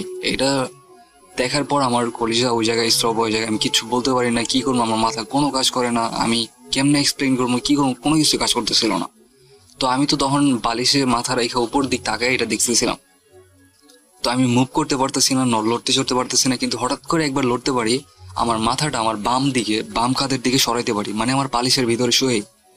তো যখন আমি বালিশের ভিতরে শুয়ে বাম কাঁধের দিক সরাই, তখন আমার বালিশের ভিতরে আরেকজন শুয়ে আছে আমার দিক তাকায়া, আর একটা মেয়ের চেহারা। আর ওই টাইমে আমি চেহারাটা খুব ভালো এবং ডিটেলসে বলতে পারি যে আমি কি দেখছি। মেয়ের চোখটা একদম সাদা ছিল, চোখে কোনো মনি ছিল না। আর মেয়ের চেহারার এক পাশে ছিল একটু পোড়া ঝলসাই গেছে চেহারা এরকম একটু, আরেক পাশটা সুন্দর ছিল। আর মেয়ের চুলগুলো ছিল এমন যে জাপানিজ মেয়েরা যেরকম ভাবে চুল রাখে গলা পর্যন্ত বা কাঁধ পর্যন্ত, এরকম ভাবে চুল রাখা হয়েছে, কাটা হয়েছে। তো ওই মেয়েটা আমার নাক থেকে মোটামুটি 4 আঙ্গুল দূরে, এতটুকু দূরে হইব, ও আমার দিক তাকায় আছে। তো ওইটা দেখার পর ভাই আমি আবারও চিল্লান দিয়ে অনেক জোরে, যতটুকু শরীরে শক্তি ছিল, কিন্তু কোনো কাজ হয় না। আমি তারপরও কোনো লড়তেও চড়তে পারতেছি না, আমি ওরকম ভাবে আছি। তো আমি বলি একটু ডিটেলে যে আমি রাত্রে শর্ট প্যান্ট পরে ঘুমাই, মানে শর্ট প্যান্ট বলতে হাফ প্যান্ট পরে ঘুমাই। আমার গরম আর শীত সবসময় একটা পাতলা কম্বল আমার শরীরে থাকে। তো তখন আমি উইদাউট টি শার্ট ছিলাম আর একটা হাফ প্যান্ট পরেছিলাম। তো এরকম টাইম আমার মনে হইতেছে যে, মানে মনে হইতেছে না, আমি পুরোপুরি ফিল করতে পারতেছি, আমার এক্স্যাক্টলি মনে হচ্ছে যে পুরোপুরি ফিল করতেছে আমার শরীরের থেকে ওই পাতলা কম্বলটা অটোমেটিক্যালি চলে যাইতেছে, মানে নিচে নেমে যাইতেছে। আর ওই সামনে যে জাপানিজ মেয়ে বা যেটাই ছিল ভোটটা, ওর চেহারাটা নাই। তো ও নাই, আর আমার কম্বলটা অটোমেটিক্যালি পুরো বডি থেকে সরে গেল। অ্যান্ড আমি মুভ করতে পারতেছি না, আমি যে শরীরে কোথাও জামু বা চলাফেরা করবো আমি কিছুই করতে পারতেছি না ভাই, আমি জাস্ট স্টাক হয়ে গেছি। অ্যান্ড ওই জায়গায় ওরকম টাইমে ওই মেয়েটা পিছন সাইড থেকে এসে আমার হাক কেমন করে আমার পায়ের উপর ওর পা উঠাই দেয় এবং ঘাড়ের উপরে ও হাত রাখে। অ্যান্ড আমি ভাই একদম ডিটেলে বুঝতে পারছি যে ওর পাটা কেমন। ওর পাটা হইতেছে কোনো একটা গাছের মতো, যেরকম অনেক গাছ থাকে না, গাছের বাকল ফাইটা ছিঁড়ে গেছে, যে গাছের চামড়া উঠতেছে এরকম মনে হইতেছে। তো ওর পাটাও এরকম মনে হইতেছে চামড়া উঠতেছে বা সামথিং এরকম কিছু। আর ওইটা দিয়া ও আমার হাক করে। তো আমি ফার্স্টে বলছি আমার নাম রায়হান। আর পুরো নাম হয়েছে নোহান মাহমুদ রায়হান। তো ও পুরো নামটা বলে না, ও জাস্ট তখন আমার পিছন থেকে হাক করে ধরে এতটুকু বলে যে রায়হান আমি তোমার কোনো ক্ষতি করবো না, তুমি ভয় পেও না। কিন্তু ভাই কথা কিন্তু এটাই বলছে, আমি 100% শিওর কথা এটাই বলছে, কিন্তু কোন ভাষায় বলছে এটা আমি বলতে পারি না। ও কি আসলে এটা বাংলায় বলছিল নাকি ইংলিশে বলছিল নাকি হিন্দিতে বা কোন ভাবে বলছে আমি জানি না, কিন্তু কথা এটাই বলছে, আমি 100% শিওর। এন্ড ভাই যেই পোলাটা এত ভয় পায়, যে সময় আমার আত্মা বের হয়ে যাওয়ার কথা ভিতর থেকে, যেই কাজগুলো আমার সাথে হইতেছিল আনবিলিভেবল পুরোপুরি, তো ওই টাইমে আমি এত ভয় না পাওয়ার পরেও আমার ওর কথা শোনার পর ওর আমি কিল্লেগে আমি জানি না এত ট্রাস্ট করলাম ওর কথায়, আমার মন একদম শান্ত হয়ে গেছে। যে জায়গায় আমার কলিজা ফাইটে যেতেছিল ওই জায়গায় আমার কলিটা একদম শান্ত হয়ে গেছে। অ্যান্ড ওইটা বলার পর মেবে চলে গেছে আমি জানি না, কিন্তু তারপর আমি উঠতে পারতেছি। ওঠার পর আমি খাটের যে পিছনে যে ডিজাইন করা সাইডটা থাকে এটার ভিতরে ঢেলান দিয়ে দাঁড়ায় বসে আছি, বসে ভাবতেছি আসলে কি আমার সাথে এটা হইলো, মানে আমি জাস্ট কনফিউজ যে আসলে কি আমার সাথে এটা হইলো। আর এরকম হালকা যদি এটার 100% 1% অন্যদিন হইতো, আম্মুর বা আব্বুর আমি ডাক দিতাম, বলতাম আমার কাছে শুইতে। কিন্তু ওর যে কথাটা লাস্টে যে বলছে আমি তোমার কোনো ক্ষতি করবো না, এর নাম ধরে বলছে, আর এটার আমি এত ট্রাস্ট করছি, আমার মন একদম শান্ত হয়ে গেছে। আর আমার ফিলিংস আমার অনেক ভালো লাগতেছিল, কি কারণে আমি জানি না, অনেক ভালো লাগতেছিল, ফিলিংস গুড লাগতেছিল এরকম। তো তখন আমি ওরে মানে কি আম্মুর ডাক দিলাম না, কিছু বললাম না, আমি ঘুমাই গেলাম। আর আরেক দিনের কাহিনী, এটা একটু ভয়ঙ্কর নয় কিন্তু কাহিনী একটাই। আমাদের 2 রুমের মাঝখানে একটা দরজা আছে, আমি আগেই বলছি 2টা রুমের দরজা আছে, 2 রুমের মাঝখানে একটা দরজা আছে। তো আমার আব্বু পলিটিক্স করতো, রাত্রে অনেক রাত্রে বাসায় আসতো 2টা 3টা এরকম। তো এমন টাইমে একদিন বাসায় আসছে আর দেখতেছে আমার গায়ের যে পাতলা কম্বলটা, এটাও বলছি ভাই, এই পাতলা কম্বলটা বাইরে মানে যে জায়গায় আমরা কাপড় রোদ দেই মানে শুকানোর জন্য, ওই জায়গায় পাতলা কম্বলটা রাখা, আর বৃষ্টি চলতেছে, আর আমার রুমের দরজা খোলা। তো আব্বু ডাইরেক্ট আমার রুমের দরজা খুইলা, পরে মাঝখানের রুমের দরজা খুলে আম্মু ডাক দেয়। আম্মু শক্ট হয়ে যায়, কিভাবে তুমি রুমে আসলা, রুম তো লক করা ছিল। পরে রাহানের রুমের দরজা খোলা আর ওর কম্বল ওই জায়গায় রাখা। তো আম্মু ওটা মানে বকতেছে আমার ব্লেন, মানে মনে মনে আর কি, মনে মনে বকতেছে যে ছেলেটা মানে কম্বলটা বাইরে এমনি কি লেগে এই বৃষ্টির সময় রেখে দিছে হ্যান তেন। পরে সকালবেলা আমি যখন ঘুম থেকে উঠছি, ওঠার পর দেখি কম্বল আমার পায়ের জায়গায় ভাঁজ করা। আমার রাগ উঠছে যে আমার গায়ের কম্বল পায়ের জায়গায় ভাঁজ করে রাখছে কে। তো আম্মু বলতেছে যে আমি রাখছি। তাই আমি যখন বললাম যে কি লেগে তুমি আমার কম্বল আমার গায়ে থেকে নিয়ে জায়গায় রাখছো, কয় তোর গায়ের কম্বল তো কালকে রাত্রে ওই জায়গায় ছিল, ওই জায়গায় রাখছো কি লেগে। আমি কই আমি কি পাগল যে আমি জায়গায় রাখবো, আর আমি কালকে রাত্রে তো ঘুম থেকে উঠিনি, এই কথা বলতেছি। তো আর একটু ডিটেলে যদি বলি ভাই, আমার মশারি যে আমি টানাই রুমের ভিতরে, তো আমার মশারি চারো সাইড একদম মানে সাইড দিয়ে গুজে রাখি যাতে মশা না ঢুকতে পারে। তো ওই দিন নাকি মশারির সাইড খোলা ছিল, কম্বল ছিল বাইরে, দরজা ছিল খোলা, তার মানে আমি গেছি। কিন্তু আমার কিছু মনে নেই যে আমি গেছি, অ্যান্ড স্টিল আমার আম্মু বিলিভ করে না যে আমি গেছি। আর সবচেয়ে ডেঞ্জারাস জিনিস একটা, যে আমার সাথে যে ঘটনাগুলো ঘটে, এত ভয়ঙ্কর ঘটনাগুলো যে ঘটে, এই ঘটনাগুলো না মানে আমার মনে থাকে না। পরের দিন যে আমি কাউকে বলবো বা আমি ফিক্স করে রাখি যে কালকে আমার বেস্ট ফ্রেন্ড এটা কমু যে এরকম এরকম হয়েছে, কিন্তু আমার মনেই থাকে না। কিন্তু কয়েকদিন পরে হঠাৎ করে যখন ভূত প্রেতের এসব কথা বলি বা হয়, তখন আমার মনে পড়লে আমার টোটালি ফুল এক একটা ডিটেল আমার মনে থাকে। কিন্তু যদি আমি মনে না থাকে তাহলে আমি কিছুই বলতে পারি না, মানে আমার মনেই থাকে না। আর আমার সাথে আরো কিছু বোবা জিনের কাহিনী আছে, মানে যদি একটু শর্টে বলি ভাই, একদম কয়েক সেকেন্ডে, যে 365 দিন যে বছরে হয় তার ভিতরে 300 দিন আমার সাথে বোবা জিনের দেখা হইতো। আর এমনও দিন গেছে রাতে 3বার 4বার পর্যন্ত দেখা হইতো। মানে ওর সাথে আমার একটা কেমন জানি বন্ডিং হয়ে গেছে অ্যাকচুয়ালি, যে অভ্যস্ত হয়ে গেছে গা। এখন ও বেশি একটা ক্ষতি করতে পারে না, আর আমিও বেশি এক্সপিরিয়েন্স হয়ে গেছি। আর আমার লাইফ যে এতটা চেঞ্জ আসবে আমি কখনো ভাবতে পারি নাই। আমরা সবাই ভাবি যে ভূত আসলে আমরা দেখবো, ভূত আসলে আমরা এটা করবো সেটা করবো, মানে এনজয় টাইপের নেই। কিন্তু যখন এক্স্যাক্টলি আমাদের সাথে এটা হয় তখন মানে কিছু করার থাকে না। সবাই এরকম ইন্টারেস্ট নিয়ে থাকে যে আমারও তো দেখার খুব ইচ্ছা। আমি ওটা ভাবতাম যে আমারও খুব দেখার ইচ্ছা, কিন্তু যখন দেখছি একবার তারপর থেকে দেখার ইচ্ছা একদম মাটি হয়ে গেছে। সো যারা এইসব বিলিভ করেন না যে ভূত প্রেত আছে এইসব সামথিং, দেখেন ভূত প্রেত আছে কিনা আমি জানি না, কিন্তু জিন আছে। আর জিনের ভিতরে আমাদের মানুষের ভিতরে যেমন খারাপ মানুষ আছে, ভালো মানুষ আছে, তেমন জিনের ভিতরে কিছু আছে যারা খারাপ জিন বা মানে একটু নোংরা জিন, তাদেরকে আমরা জিন, ভূত, পিচাস বা উল্টা পুল্টা বলি। আর যারা ভালো জিন তাদেরকে আমরা তো মসজিদে দেখতে পাই, বা তাদেরকে আমরা ভালো বলি বা পড়ি বা সামথিং এরকম কিছু বলি, জিনিয়া বলি। তো এরকম কিছু। তো আমার এক্সপিরিয়েন্স থেকে আমি যতটুকু বললাম এতটুকুই। যদি আমার স্টোরি সিলেক্টেড হয় তাহলে আমি নাম্বার দিয়ে দিতেছি। অ্যান্ড আমার নাম নোহান মাহমুদ রায়হান। আমার অবশ্যই জানাবেন রিকোয়েস্ট, কারণ আমি সেদিন অবশ্যই শুনবো। আর আমি অতিরিক্ত বিজি থাকি, দ্যাটস ওয়াই আমি আপনাদের কাছে যাইতে পারলাম না। ওই জায়গায় বলতে পারলাম আমার আরো বেশি ভালো লাগতো। ধন্যবাদ রাসেল ভাই আপনাদেরকে যে ভূত FM বন্ধ হয়ে যাওয়ার পর ভূত.com চালু করার জন্য। অনেক মিস করতেছিলাম মাঝখানে কিছুদিন, অ্যান্ড যেটা হয়েছে অফ হওয়ার কারণে একদমই ভালো লাগতেছিল না। ধন্যবাদ সবাইকে। অ্যান্ড boot.com and boon.com এর সাথে যারা কাজ করেন, boot.com টিম, সবাইকে থ্যাংক ইউ এত সুন্দর একটা জিনিস আমাদের কাছে রাখার জন্য। আর দয়া করে প্লিজ জানাইবেন যদি সিলেক্টেড হয়। অ্যান্ড আমার কিছু হাইড রাখা লাগবে না, সব কিছু ডিটেলে বলতে পারেন। আর আমি মাঝে মাঝে একটু হিমশিম খাই গেছি, যদি চান এগুলো কাইটা বা যেভাবে দিতে পারেন। ভালো থাকবেন রাসেল ভাই, আপনি অলওয়েজ ভালোর দলে থাকেন। খোদা হাফেজ, টাটা।